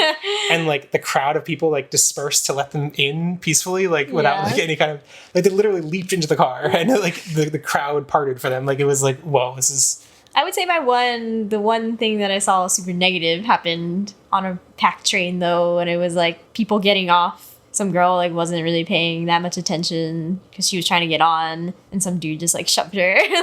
Oh no, yeah. I mean, there's also plenty of. I mean, I'm sure if you've seen the anime, you've seen There's always a train scene of of groping, and that's definitely a thing. That's why the women-only cars exist, is to give a safe space for women to travel without having to worry about that. There's definitely things to be concerned with. It's not I'm not trying to say it's amazing. There's no negatives about it. But it's a spectacle to watch, and it's interesting to see if you're not used to it. I would say we've broken the proper etiquette thing, probably maybe a little bit. Whenever we're trying, I'm like, guys, stop talking. We're being loud. And everyone's like, oh, just keep talking. Stupid Baka Gaijin. Anyway, keep reading. Right. If you plan to use the trains a lot, look into purchasing a rail pass. The JR pass is the best option as it pays for itself if you're taking the bullet train anywhere but cities, regions, and other lines often offer their own passes at discounted rates for visitors. So I would say, the JR pass, if you're traveling between cities, JR pass is like a no-brainer. It pays for it costs a bunch of money, but it does. The price for bullet trains is actually really expensive without a JR pass. Yeah, even if you were just going probably between Tokyo, like if you were there for a week and you were going between Tokyo and Kyoto, like it would probably still be cheaper to just buy the rail pass. And it is really convenient. You get this pass and it lets you on to any JR line. It's not clear. Like there's the network of trains and subway systems and how they interact is fairly complex. In Tokyo itself, there are a bunch of JR lines within the city, but most of the travel you'd be doing within the city is not on JR lines. It is on like local city subway systems that do not take the JR pass, and you have to pay separately. In order to do those, there are several different I don't know what you call them, IC cards. The one we use is Suica. Yeah. There's also Passmo and I think a couple other ones. There are also ones that are specific to other regions. But we accidentally had our friend buy one that was specific to Hokkaido, and then he had to rebuy another one. Oops, I was bad. Yeah. But if you're in Tokyo, I recommend Suica, but I mean, it's basically identical, Suica and Passmo. And you basically just have a balance on there that you use as you go through the subways in it. But you can't, with the JR Pass, there are some lines that get you around Tokyo. The Yamanote line is like a circle that goes around the city, and that is a JR line, so you can ride that circle around the city. But if you use Google Maps, you'll find that like even if you're going from like point A to point B, rarely are those points both on that circle Yamanote line. If they are, JR line's great, and you can do it for free with the JR Pass. But oftentimes we found that it was. So the first time we went to Japan, we were in Tokyo for a week. We didn't get a JR pass because we weren't going outside the city. The few times we were on a JR line, it was just within the city. It wasn't really worth any. If you're not going to take any bullet train, it's like not really worth it. But if you are taking any bullet trains, it's totally worth it. And it's very handy. You just like flash your pass and get on any JR line. If you're making I forget exactly. I think like some bullet trains you don't need a reserve seat, and if you do need a reserve seat, all you do is basically go up to a line and say you don't need that much Japanese knowledge for it either. You can just say where you're going, and they'll assume you're leaving from where you're. So it's like the hardest thing is probably like time. Time, I guess, yeah. But I mean, you can just. I think they understand. They shift their computer to show it to you, and you just pick one. I think they also understand enough English to be like 6:30. Yeah. Anyway, we also got some advice from a friend of the show, Callum May, who runs the Canapa Effect YouTube channel and does. He just got back from Japan. He was doing a bunch of stuff in Japan for Anime News Network and a couple other things, and it was I was very jealous watching his experience in Japan because he went to a lot of different events and things and covered them officially. And I'm like, oh, I'm so jealous of all this, doing these cool things in Japan. And we also when we've been in Japan, he was with people who knew Japanese and could translate everything. When I go to Japan, I'm like, Jeff is my person who knows Japanese. Yeah, and I'm so bad at it. So anyway, Callum said, many travelers to Japan like to downplay the presence of anime within Tokyo, but the reality is that it's omnipresent across many of the major city wards. It's difficult to spend an entire day without coming close to an anime exhibit, collaboration cafe, or promotional event, and that's only including public presence. Digimon fans in particular will want to visit during the summer, since today, this was sent on July 30th, is the date for Digimon Adventure Fest 2017, a chance to meet the musicians and voice actors across Digimon Adventure series, this year focusing on Adventure Tri. Along with being a promotional event filled with exclusive merch, it's also a fan experience and a chance to meet other Digimon fans. So, that's... I would say, however, a word of caution to these events. If you're going for a specific event like DigiFest, I actually don't know exactly what the ticket process is, but all I hear is notoriously hard to get a ticket, that it's based on a lottery system way in advance, and I don't think that's accessible at all without Japanese. So people that I've heard going to it are people who had a Japanese friend who got a ticket way in advance and they got the ticket from them and stuff. And so I would just a word of caution to if you're DigiFest is amazing, I'm so intent on going, it's gonna be really difficult, and it is probably possible if you do tons of research to plan a trip around that. But it's not possible to just show up in Japan on August 1st and then go to the event. And I think that's true of a lot of the bigger promotional events. But things like cafes and things like that are totally doable. We've also been lucky. We got to see, at least, was the third Tri movie out? I was there when the third family was out. You were there when the third Yeah, we happened to, our first trip to Japan, we planned and then found out that Try Chapter 1 was coming out the day we arrived. Yeah. So we got lucky. And now we're kind of hoping that the last one comes out it's possible. like while we're there. The next spring. The last But that meant that we were able to see it in theaters. We didn't get to.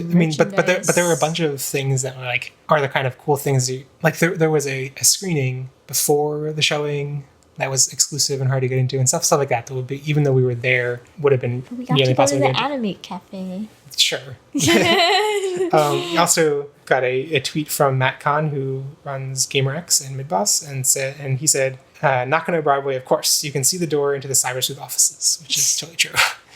As we mentioned before, yes, go see Cybersleuth. No, Nakano Broadway is totally worth it. And now we have some questions. We have some other important bits to get to, but we wanted to address these questions first in case that brought things up naturally.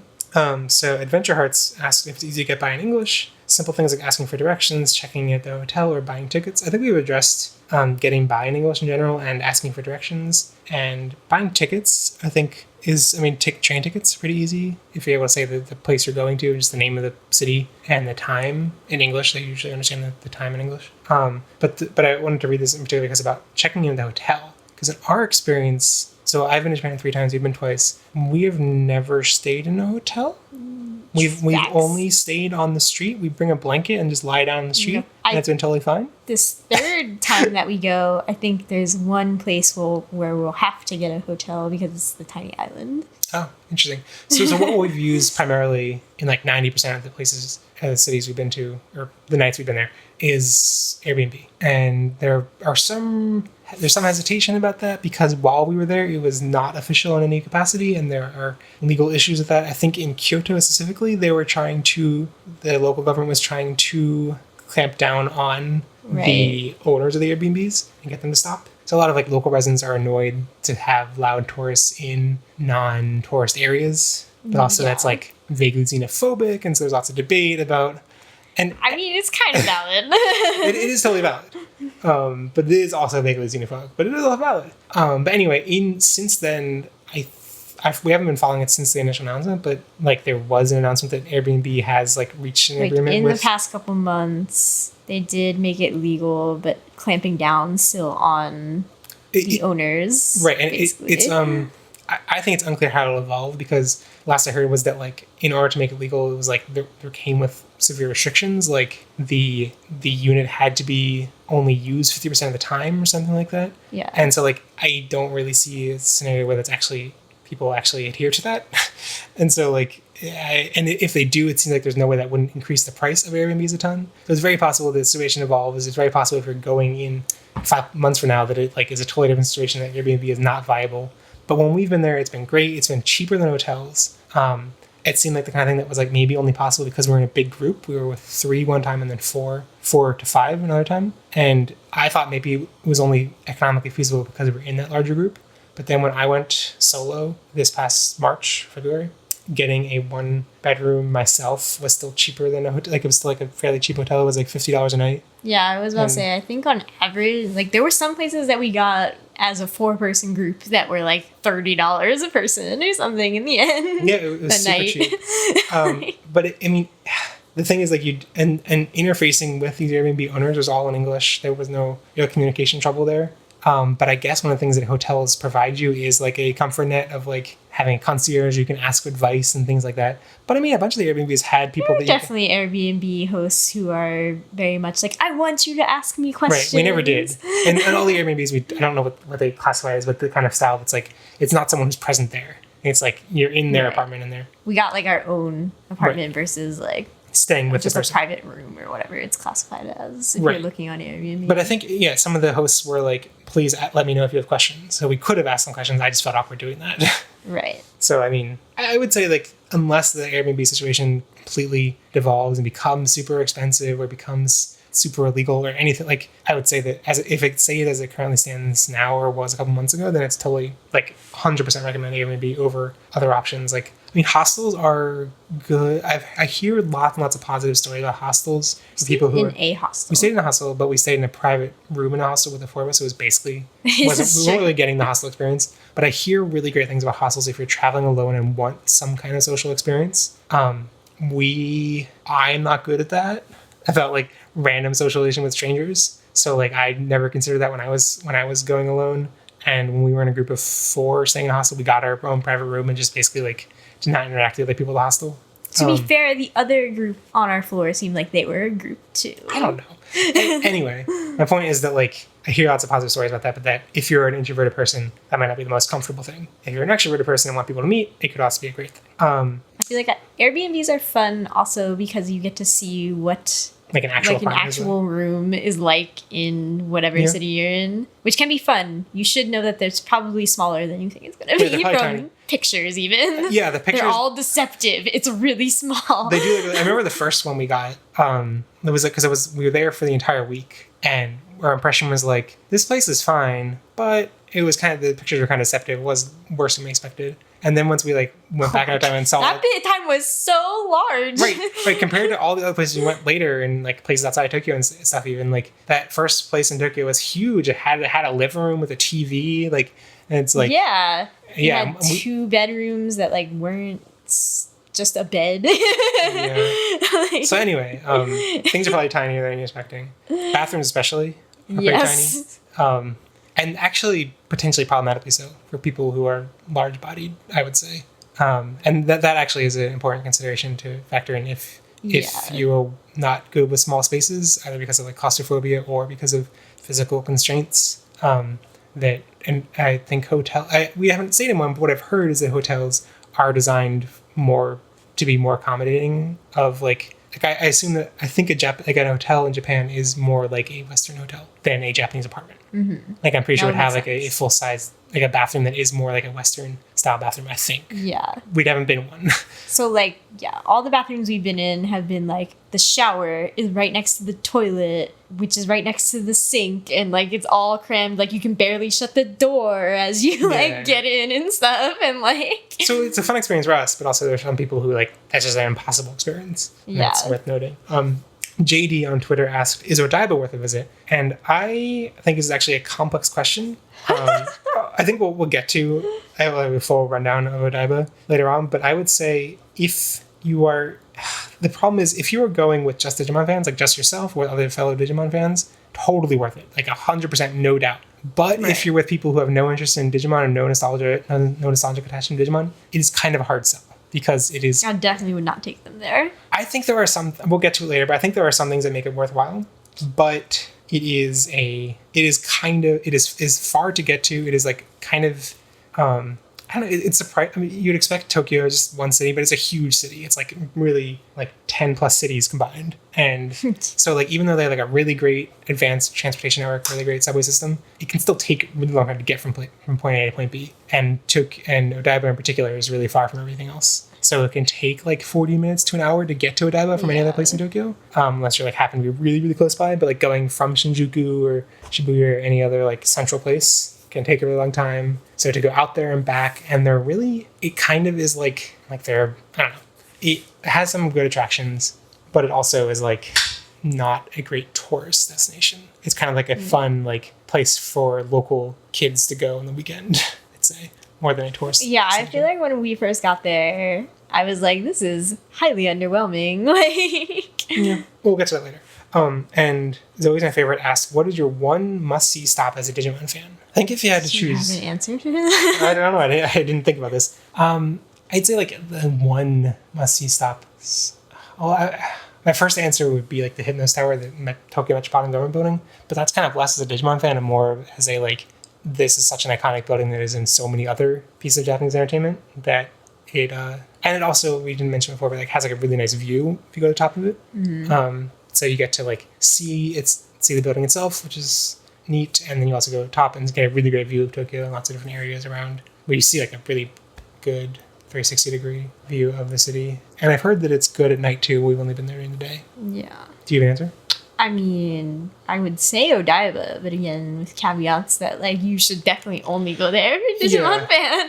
Yeah, that's true. Like, yeah, it's like I think it's kind of cheating. It's it's like a whole district. It's not one, but I guess it is like one. But stop. it's fun. It's a kind of a whole rode the Ferris wheel. It had some nonsense English leading up to it. Ramon Castro asked, "Are there any bakeries in Akilmon bread?" I think there is a. I forget. Wait, actually? No, not that makes Gilmon bread. I think Kanaka's site. I haven't looked at this recently, but I think Kanaka's site has like images of a bakery that is, or like at least a street that is modeled, that the bakery is modeled after. Oh. So I think you could find a bakery that is like in a similar place to where I don't think they'll sell Gilmon bread though. We went to a cafe and had them make Guillemon on our omelet rice and ketchup. That was fun. A cafe. A maid cafe. That's a maid cafe is a whole other topic to get into. So Rachel asked, best way to get around to seeing as much as you can without going over budget, as well as speaking hardly any Japanese. I think we've addressed like you don't need too much Japanese to get around. Without going over budget. I would need to know what the budget is. I would say that most things in Japan are fairly cheap compared to America. Right. I mean, compared to America, I think Rachel is from the UK, so I'm not sure how it quite I think things are. I think that would make it even better though, because my like recollection of I haven't been in England in like 15 years, but I remember things being more expensive generally. But yeah, I think the food is surprisingly cheap unless you're going to super fancy restaurants. But like, there's tons of great cheap food, even in Tokyo, which is breakfast for expensive. Like $5. Breakfast is a. Why did you choose breakfast of all things? Breakfast is the hardest. It's a cheap one. but there isn't as like there aren't really dedicated breakfast places in Japan compared to America. Like there aren't like. Okay, you can get lunch for like $9. Cheaper than that, probably. It's generally cheap, even though Tokyo is a city where things are more expensive than not being in a city. It's still really cheap. I think the major cash draw though would be, as for an anime fan, would be the anime merch and things, and like not being drawn into buying lots of things. But I don't know. You're gonna drop all your money in the Pokemon Center. I actually found that physical constraints were the best. Like, it's true. We only had so much space we could fit things in, but it is hard when you're like going around during the day to like keep in mind how much you can fit in your bag back at the apartment. You know, like. I guess the first time we definitely didn't have any restraints. We brought like an extra bag with us. The second time, since we were traveling around to too many different cities, we didn't buy that many things. I'd also say, because this just might not be common knowledge, people, but like if you're staying in a hotel, I guess you can easily bring your suitcases to the hotel to store. But all the train stations have really convenient lockers and store things in. So if you're going around, that's a nice thing to know. They're pretty cheap. They can be like $2 to $7 or something. I don't remember them being that expensive. I remember being like $1 a day. No. Was it more expensive than that? I guess it was. Because the bigger ones are more expensive. Yeah. Agumonger asked, mobile phones, is it true they don't work in Japan if you're from the West? So you need a Japanese SIM card. Once you put that in, I mean, so we have iPhones, and the iPhone experience, I think I've heard that it's similarly simple for Android, but for iPhone, you just take it out, put it in. You might have to install a profile by like following instructions from like a SIM card will have a set of instructions in English, and you have to like go to type in a URL on the airport's Wi-Fi. So it's important. Like some of them require internet access to authenticate, which can be tricky, but if you're getting it from an airport, generally the airport will have public Wi-Fi you can use. And without that, it could be more difficult. But that's the thing we didn't mention. Airbnbs are also kind of fun because all the hosts have pocket Wi-Fi's that they just like. Yeah, not all, but most come with pocket Wi-Fi. So if you have data limits on your phone, you can have the pocket Wi-Fi, which has they generally, because they are basically the stuff you can rent is more restricted, and generally the pocket Wi-Fi is from Airbnbs. They have better ones. I assume that's something a hotel perhaps does not give you. Yeah, I assume they don't have one for like every every room and give it away for free. Probably get it for add-on. I don't know. I would assume you could pay for it. Yeah, but also, I mean, once you put in the SIM card and activate it, it really is not. The one thing to note that it might not be obvious to people is that there I don't think are really any feasible options for getting a SIM card with voice. I think there may be some, but it's much harder to get. So if you need voice, you should probably look into ways to make phone calls over internet using FaceTime or Skype or something like that.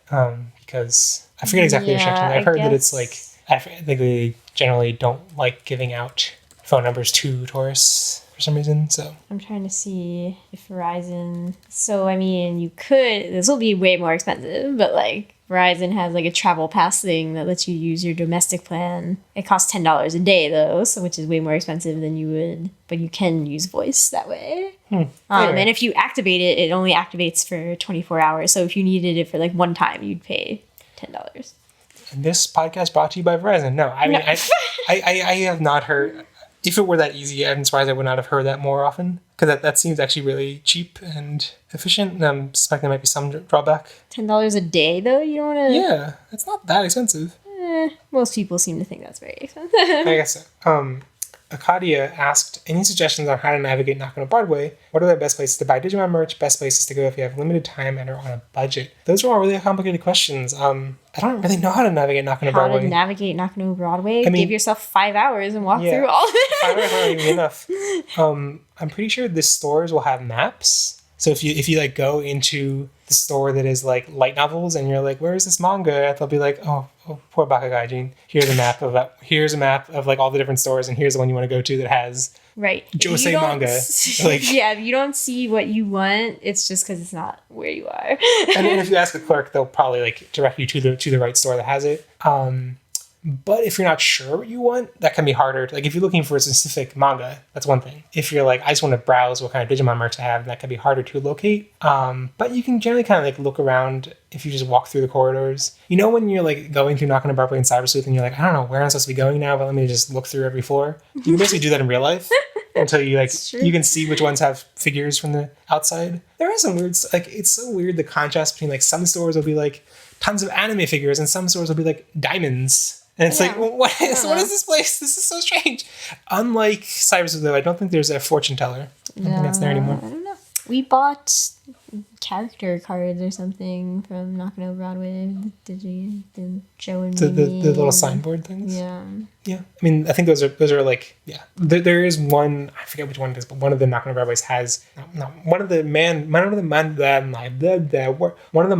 in Knockin' on Broadway has a big display case of like general anime merch, but it's like collectible things like those little shikishi signboards from movies and like things like that. I think it is actually one of the like parts of Knockin' on Broadway that you can see in Cyber Sleuth. Like it is one of the mandarake storefronts that's visible there.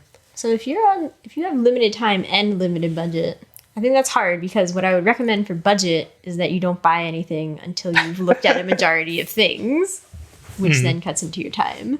But like, yeah, I would say I had limited time to explore Knockin'. So we went to Knockin' on Broadway the second time we visited Japan this past November. We weren't there for very long. We were there for like an hour or 2 hours, maybe 2 or 3 hours. We were with a friend who was not interested in stuff that much and who we felt bad like just lingering because I could spend like hours and hours just in a bookstore and they had like 20 bookstores. So and we felt bad lingering for too long. Then when I went to Japan on my own this past February for a developer conference, I was like, I'm going to spend like an entire day in Knockin' on Broadway. And because of other factors like needing to work 8 hours a day and work on the podcast and other stuff, I eventually ended up having like less than an hour. And I just like basically freaked out. I was like, I don't know what to do. I don't know what to do with this place. I less than an hour. Oh my God. And I basically like frantically tried to explore. And I did in that hour find a one of those like figure shops that had like a whole wall of Digimon keychain size merch. Oh yeah. Which is pretty neat. And I got a bunch of those for our try giveaway. And we haven't done that in a while. We should do that. I would say, personally, since I do a lot of the planning for our Japan trips, the thing that I get caught up in is that there are a lot of things that I want to do. And then realistically, we obviously can't do all of them. So then I start feeling sad. But I think the key with limited time is that your time is always going to be limited. And there's always going to be something that you couldn't see. But just remember that whatever you do is going to be great. So like, it's going to be fun. Wow. Deep philosophical advice. I know. Keep it positive. Rai asked for any advice on transportation in the country would be great, but I think we kind of covered that, and we covered trains, rail pass, and one transportation method we didn't really mention is taxis. And that's important to mention because we only use... Oh wait, I guess it also varies by city, because in Tokyo you can get around, the subway system is really robust. In some cities that might not be the case, especially like not super metropolitan cities or areas, but also like Kyoto is notoriously not. Like there's like I think only like 2 main train lines. I don't think there is a robust subway system. So it's more common to take taxis to get around Kyoto. And we just walk apparently. I don't remember having issues. Well, we did take taxis a couple times and also walked.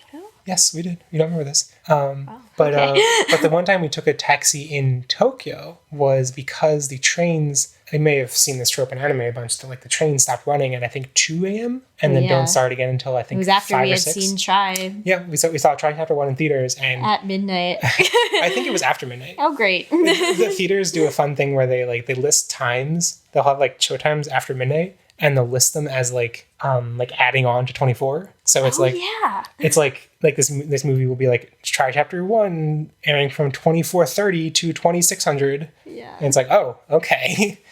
So we did that and we couldn't take the subway back and so we had to take a taxi and it was I forget. I think what we basically just told them the train station that was near the subway station that was near our Airbnb and that's how we got there. Yeah. So and that's like interactions like that you can do without any Japanese knowledge. Just say what was the name of that place?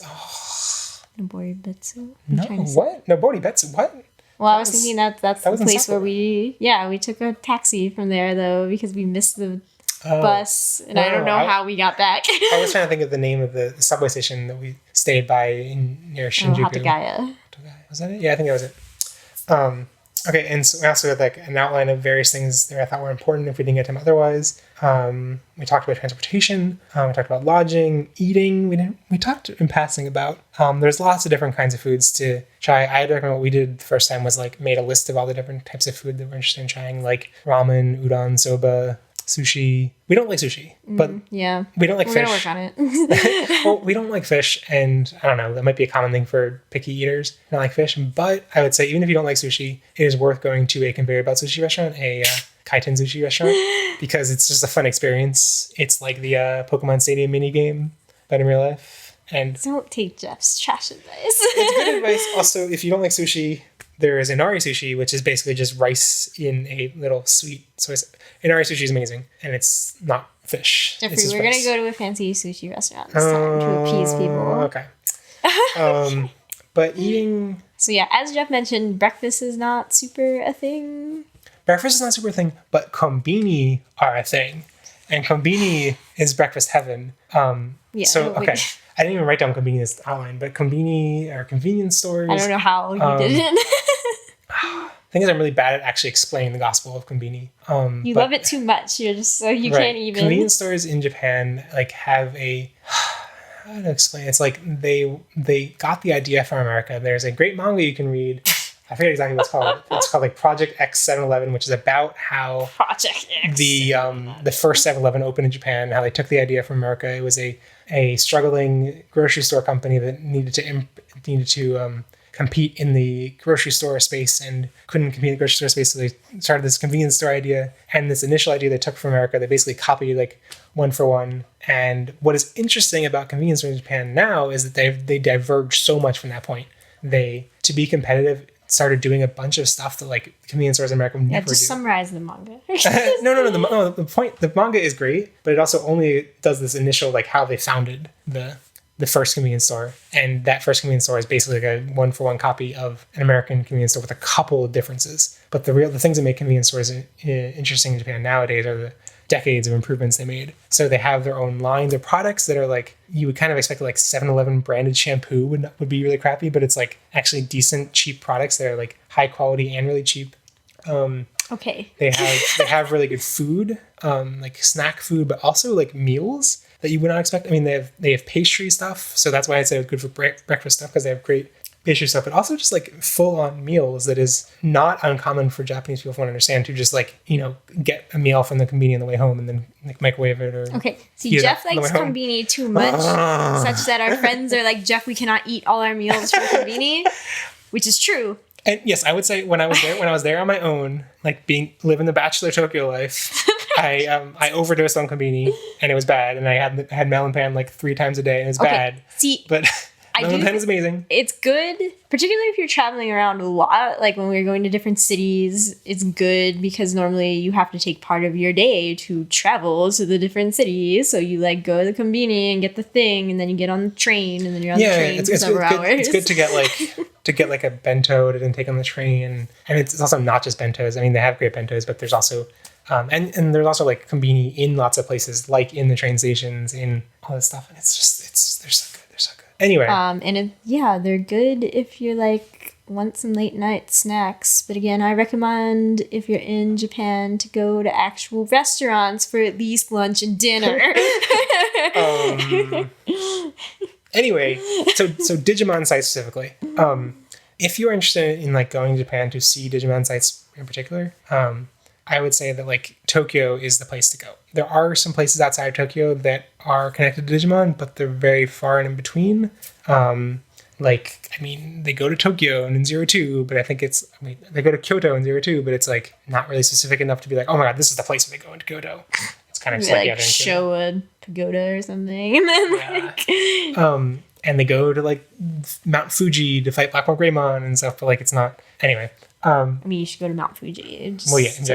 But not like specific. Like this is the specific lake. That I even tried when we were covering 02 to pinpoint which lake. Did you try to figure out which lake it was? Yes, we had a whole segment. We were trying to figure out which lake it was. Actually, did you figure it out? No, we didn't, because it was like it could be this one, but it looks like it's a mix of these two. I hope it's Kawaguchiko because that's where. Anyway, and Saber's Data Squad takes place in a different city that is not Tokyo, but I'm not sure how specific, like how real life any specific locations are in that. I'm not sure if it's worth actually going to that city and finding landmarks, but I haven't really heard people doing that.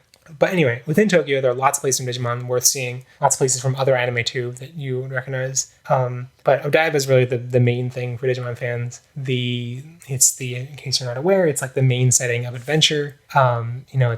It's where all the kids live in Adventure, and in 02 aside from Ken, and I guess aside from TK in the original Adventure, which is why like there's the whole thing about taking the ferry and stuff, and they have to ride a Kakumon through the water.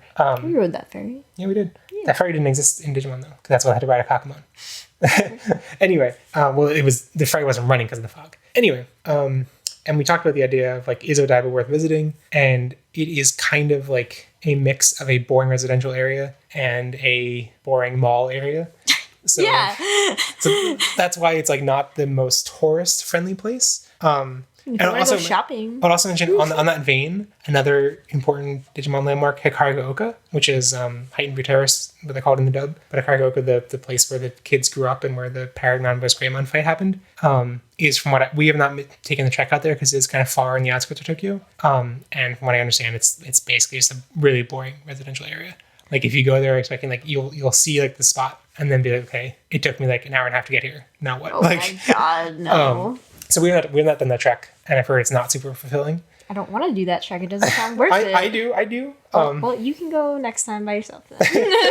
I considered going to the location of the first 7-Eleven in Tokyo, but I didn't do that. I didn't do it. So if you are going to Odaiba, there is a website that's a really good resource, which I totally recommend. It's called Odaiba Memorial. The website, we'll have a link in the show notes. The URL is like marin.extracaffeine.com/Odaiba. And it's basically an interactive map of like every location from Adventure, basically, and 02, and where they fit into Odaiba. And you can see like where they've done like really meticulous research into where the probable residences of the kids are based on images, like references from the show, and lots of contradictions. And, like, I think like one of the points I remember reading on the site was that like the fact that you can see from Ty's apartment the Ferris wheel makes no sense geographically. But things like that, they've done like meticulous research to pinpoint which of the places the residences are, but also like all the different places they visit. It's a great resource. And in addition to that, the places that we would recommend, Fuji TV building, which is obviously where some of these things I'm like, oh, everyone knows the Fuji TV building, but I guess it's not obvious to everyone. And it wasn't obvious in watching the show originally what that really was, but that's where they go. It's the ball thing. The ball thing that War Greymon throws at Venom. Yeah. At Metaminusmon. And also it's where they like meet Minusmon's ghost. It's where like the roof of the building is where Angelomon defeats Minusmon and stuff. It looks just like that in real life. You can go up to that. The sphere is an observation deck, which gives you a neat view of the city. It is a cool place to go. But even that is probably one of the biggest attractions on Odaiba. And if you were to drag a friend there who had no interest in Digimon, they'd be like, this view isn't that great. This building is interesting, but it's not that interesting. They'd be like, didn't we do this at the Tokyo Metropolitan Building? There are better views of Tokyo, and it's an interesting architecture, but it's not so interesting if they have no Digimon attachment. And there was, when I was there, when we were there the first time, there was One Piece stuff there. There was the One Piece Cafe, which has since shut down. And did you realize, I don't know if you noticed, but like there was outside of the entrance to that second part where there was like the big the like head of the One Piece ship was there. Yeah. Did you realize that was actually from a real ship? They had built a real ship in like the early 2000s. That was the One Piece ship, and then they tore it down. That was from the real ship. I never realized that. I guess I could, like, those signs were there and explain that, and I didn't bother to read that. Anyway, but yeah, there was a One Piece cafe in there that we were like, when we first went, I was like, One Piece is a silly, stupid cartoon. And now he's like, I wish I would go. One Piece. When we went to Tokyo Tower this past trip, there was a One Piece special thing, and he had to go to it. And me and our friend were like, nah. Actually, you don't realize the One Piece special thing was not like a One Piece like brief. Okay, so there are lots of this. Okay, so many threads here. There are lots of pop-up shops and cafes that you'll hear about. If you like follow Digimon news at all, you'll probably hear about Digimon cafes and Digimon pop-up shops. What people might not realize is how temporary they are. That they generally last for a month or less. And so like, if you hear about Digimon pop-up cafe and they're like, I'm going to Japan in 5 months, cool. Wait, no, this probably not going to be there. It's not going to be there for more than a month. They're very temporary. They're very timed around hype around specific movies and stuff. So like when we were there for Try Chapter 1, it was when there was a cafe open at the anime shop. They generally, I think there are ones in the next month or so, but probably because of the hype around August 1st and maybe in a lead up to September for Try Chapter 5. But it's actually seems like it's pretty rare for there to be that kind of stuff between Try movies. When I was there for Try Chapter 4, I wasn't there for Try Chapter 4. I was there during Try Chapter 4, and there was pop-up shops. But yeah, so they're very temporary and very ephemeral. But yeah, I guess we had gone the second time in November. It was just after Try Chapter 3, and they had a pop-up shop in October that we were like, oh yeah, we're totally missing that. And so, and that was the one that was the Halloween theme. Really cool. That one. But also, if you're interested in other anime, like they generally time those, I think, around the hype of the anime season airing. So it might be, I mean, we haven't really, I think it's maybe possible that like the series and just finished airing and then they have a pop-up cafe or something. So that might be something you can do. But so I'm just saying, mentioning that to explain that like what the thing that you're explaining is like, there was some One Piece thing at the Tokyo Tower. It's like, it's a full on theme park. It's like it's like a huge indoor theme park. Like, well, you didn't give it enough time then. I didn't. But also, like, I felt kind of creepy being like a 25-year-old dude in this thing that was meant for like 5-year-olds. So like, because there's all these like little like theme park attractions and like, you know, playing the game where you're doing the thing with Usopp and like, I don't know, like, oh my goodness. So I was like, I don't want to get into being like, hey fellow kids, you know, hey like, fellow kids. So, but it was really cool to see, and there's lots of stuff there. Anyway, so this Tokyo Tower One Piece exhibit is totally worth going to. It costs a bunch of money though. So definitely don't do it as like, I'm just gonna walk through, like plan to spend some time there, unlike me. But anyway, back to things on Odaiba. Fuji TV building we talked about. The Ferris wheel, which is where they go to it on. We have a romantic moment. Yeah. They destroy it. They destroy it in Adventure Season 1, and then somehow it's magically rebuilt by Season 2. It's there. They have Tai and Yamato, the romantic moment there. It's interesting. You get a nice view. There's also Peloton, which is right next to the Ferris wheel, this is the probably like if you were like pick any arcade to go to, I would say this arcade, mostly because it is. Oh yeah, we only like briefly went to that arcade. It's a really nice, expansive arcade, and I didn't realize this until watching Terrace House. And in Terrace House, they go there, but it has a bunch of like not just arcade, like it has like sports stuff too, right. Where you can like, it has like batting cages and things like that, which also sounds cool. What I've gathered from watching some Japanese J-drama stuff is that Odaiba is a place you go to take dates for like a fun day kind of thing. Like do you remember when I was watching Mischievous Kiss and they ended up in Odaiba and they're like, oh, we're in Odaiba, is this a date? Like, oh, what?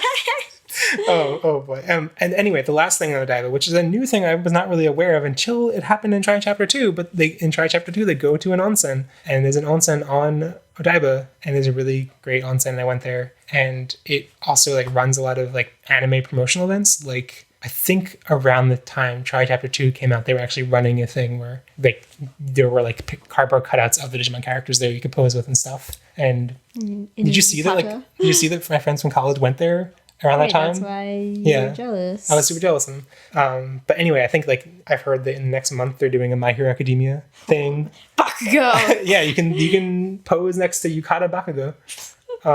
And I don't know. It's also like it was in the last episode of Recreators, so I guess it's famous enough as a recreational place to go to. But the particular thing that's interesting about this onsen compared to other onsen is that it is it's kind of like its own little amusement park kind of world. When you go in, you have to wear a yukata, which is not a normal thing, and then like you put on yukata and then enter this like it's like a fake little festival they put on inside, which is, if you've seen anime, you've probably seen summertime festivals, and it's like that but permanent and inside. And so they have like the games, a food court, and all sorts of stuff, and it's really fun.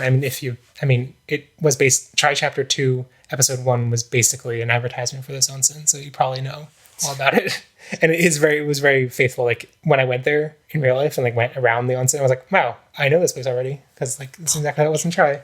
Anyway, that's basically all there is to do at Odaiba. There's probably a couple things I'm forgetting, but like those are, I think, the big highlights. And we talked about things in Shinjuku and Nakano Broadway. Those are the real like Digimon. Can you think of any other Digimon highlights in Tokyo? I mean, aside from going into cafes and seeing arcades and seeing random Digimon things you could play / win. Yeah, and that's also very like having expectation set that is very seasonal and emotional, tied into promotional events. Seemingly kind of random, to be honest. Like when we were there, when Try Chapter 1 was in theaters, like we were walking through, I guess it was Ikebukuro, where there was like butterfly playing, like blaring out of the arcade every time we walk by. And like that's, I guess I'm thinking the random arcade that we went to in Kobe had like Terriermon plushies that you could win or something though. So that seemed kind of weird. But that wasn't downtime. But so what I'm saying is that like if you go there like while there's a big push, and I don't know if the pushes for the other movies have been as big as that Try Chapter 1 one. Maybe that one was the biggest that anyone will ever get. But if you're there when there's a big push, there can be lots of Digimon stuff. If you're there when there's not a big push, there might not be any Digimon stuff. But if you do stumble upon something, you'll be like, yes. Yeah.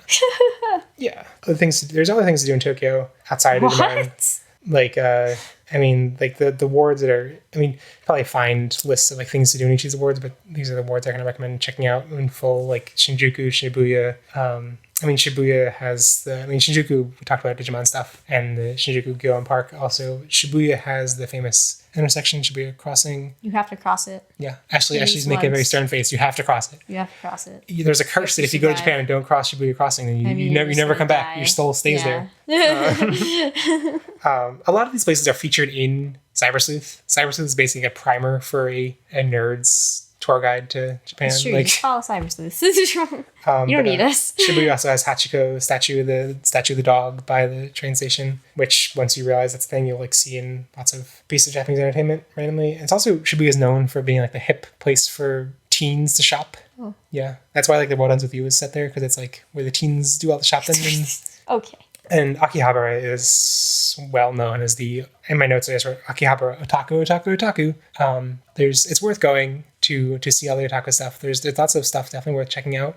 We find it a little bit gross when we're there because it is so targeting, like most of the stores are targeting the like base level male like ecchi demographic. Yeah. So like you'll see like, oh, all these figures, and like half of them are like super busty, like the figure is 50% boobs like figure.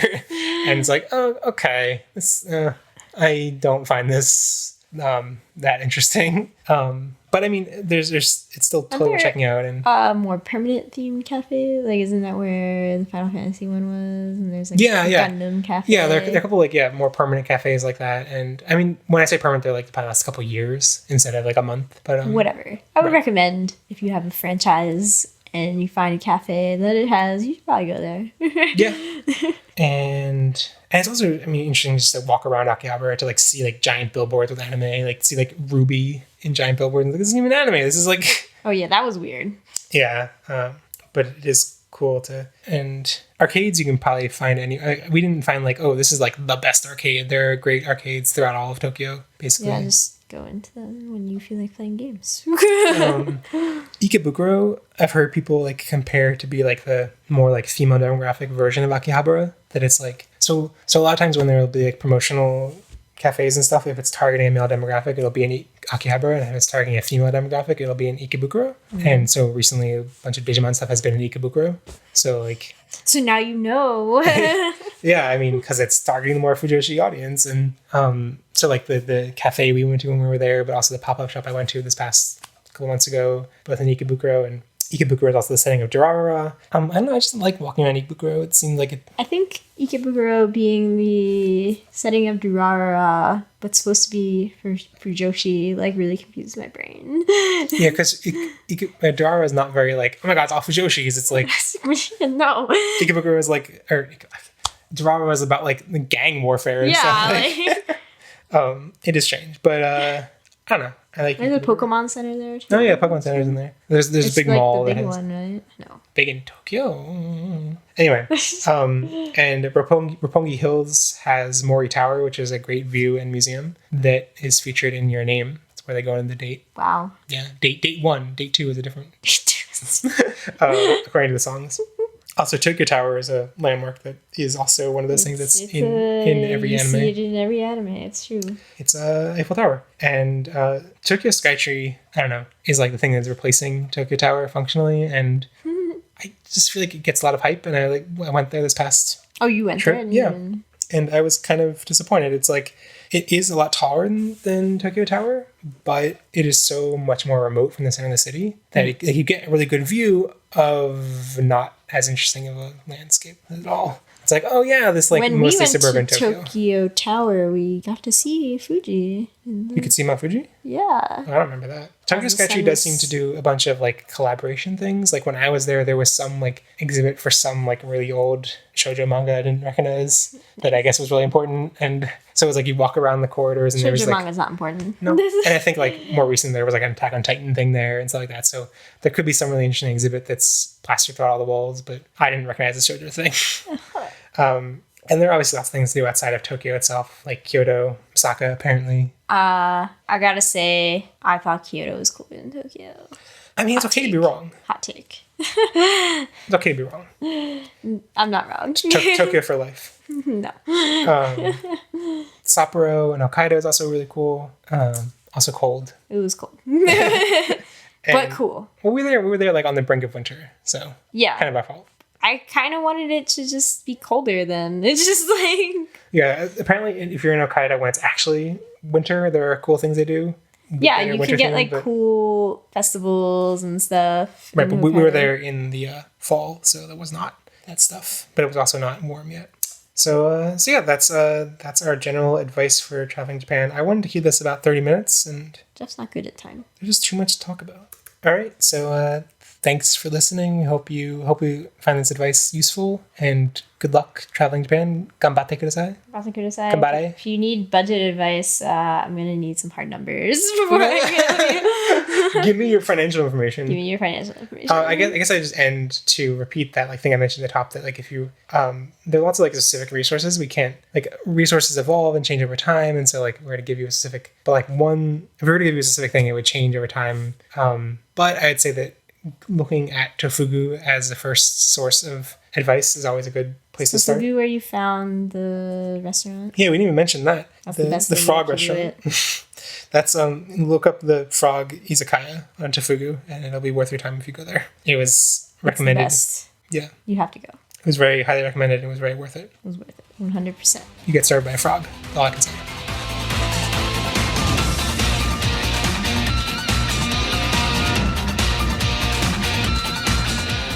All right, and so now we're all back, and we're going to close out this episode with some recommendations. Ashley, do you want to start? Sure. Go play Crash Bandicoot. Don't play it when you're mad. It'll only make you madder. So, never play it? Yes, never play Crash Bandicoot. If you're Ashley, it's I think hard. Interpret his connotation there. Learn how to write questions. That's my recommendation to you. Do you have any more to say about Crash Bandicoot? My actual recommendation is learn how to write questions. You really are Bakugo, except you're the reverse Bakugo in this regard. Mad that system screwed you instead of being mad that you won. Anyway, Asher, do you have something to recommend? It's not my fault you can't write questions. I do have something to recommend. I would like to recommend that everyone drop everything immediately and go see Spider-Man Homecoming. It is the best Spider-Man film to date. It is, I think, my favorite Spider-Man. It has a villain with an understandable backstory that's just the right, like, you don't feel that bad for him because what he's doing are bad things, but you're like, I see completely where he's coming from. And the friends get to do things, and that's cool. Guy in the chair. It was really good. It was a superhero movie. You just don't love Peter Parker like I love Peter Parker. Actually it's okay. enjoyed it. I understand this difference between us. I enjoyed it. I would never say it's the best anything. Well, let me ask you, is it the best superhero film you've ever seen? No. I liked Guardians of the Galaxy 2 more. Oh, I didn't see that yet. Stuff happens. See, you're wrong then. We can both recommend things. Like, they're not really superheroes, though. Yeah, they are. They're more like... Please, tell me what this argument is. They're not fitting into the conventional mold of going out and protecting a city. They are going on like adventures instead of having a home base and protecting a city. That then they have to protect things, including themselves. Also, anyone who watches Guardians of the Galaxy 2 and says they don't like Groot is wrong and broken and should feel bad. Jeff's opinion. Andrew, do you have something to recommend? I'm going to recommend Made in Abyss just because the opening theme is stuck in my head again. And can you explain what that is? It's an anime on anime strike, and it is beautiful. So you should boycott it. And it's basically Etrian Odyssey according to Ash, when I showed him the opening earlier today. And it's cute, I guess. Yep, I can chime in that it is very, I don't know, there are lots of shows that Andrew recommends that for being cute, and I'm like, that's just cute, but nothing more. And Made in Abyss, I think, is a lot more. It's cinematic, it's compelling, it's an interesting world, and there's lots going for it, but Ashley is protesting it because she's protesting the anime strike, so, and Amazon. Well, to be fair, Jeff Bezos just was announced as the richest man in the world this week. Yeah. Is he giving you all that money that you spend on Prime to his little workers? Nah, he not.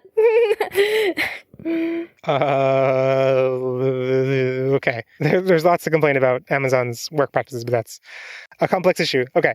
Yes, Jeffrey. I'm trying to decide what to... Okay. My hug that I'm going to plug is I don't know how you call it. It's a single volume manga. It's not part of any series. I guess you call it a one shot, but that's for like a single chapter, not a volume. Anyway, it's called My Lesbian Experience of Loneliness, and it's making rounds in the anime community. But if you're outside of that, or anime manga community, it's basically about a woman's experience deciding and then going to a lesbian escort service in Japan. But so that's kind of like everyone is, and like on the cover it has like there's like a nipple that had to be censored from Kindle store and everything. So it seems like it's going to be about like the lesbian aspect and the escort service, but it actually is surprisingly about her dealing with depression and like finding, like discovering that she wanted to go to this escort service as part of discovering her own mental state and coming to terms with everything that she felt and had been suppressing. And it also it is like interesting. It is a memoir and is about like, I think it was originally published on Pixiv and then was eventually picked up and turned into a physical volume and everything. And I think initially in Japanese just called like, here's my report going to the lesbian escort service, basically. And yeah, and so it's not like narratively fulfilling in some ways because she doesn't go and then it's like, it was an amazing experience and I have completely turned around everything. It's like if you're going in for some amazing narrative, it's not that. It's a real to life, really, I don't know how to describe it. It's a really real look at depression, and also you get some insight into lesbian culture in Japan a little bit. So it's really cool. Everyone check it out.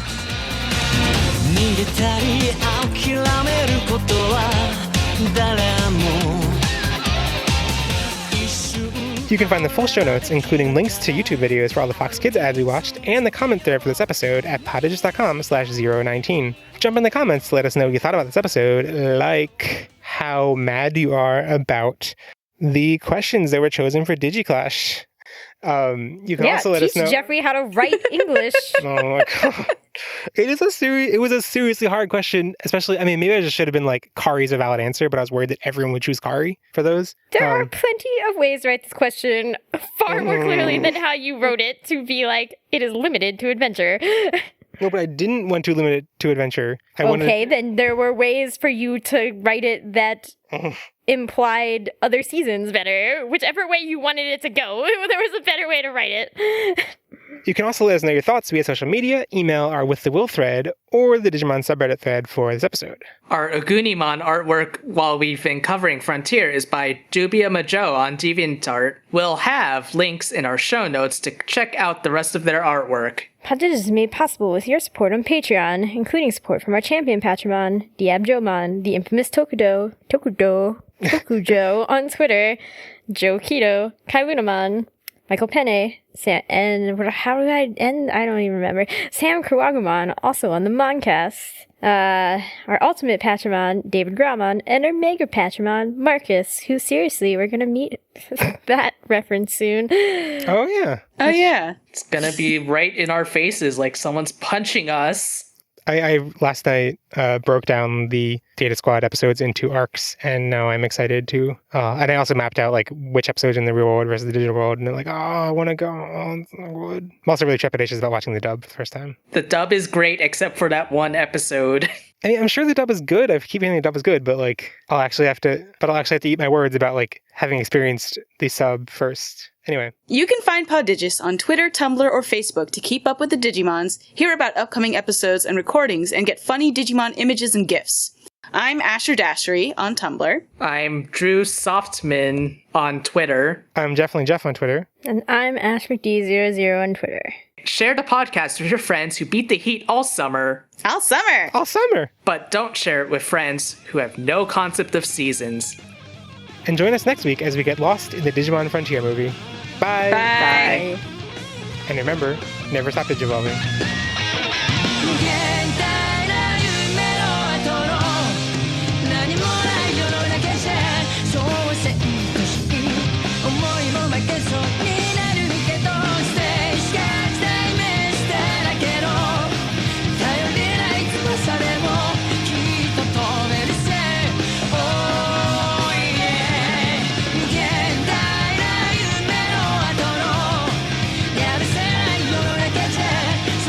常識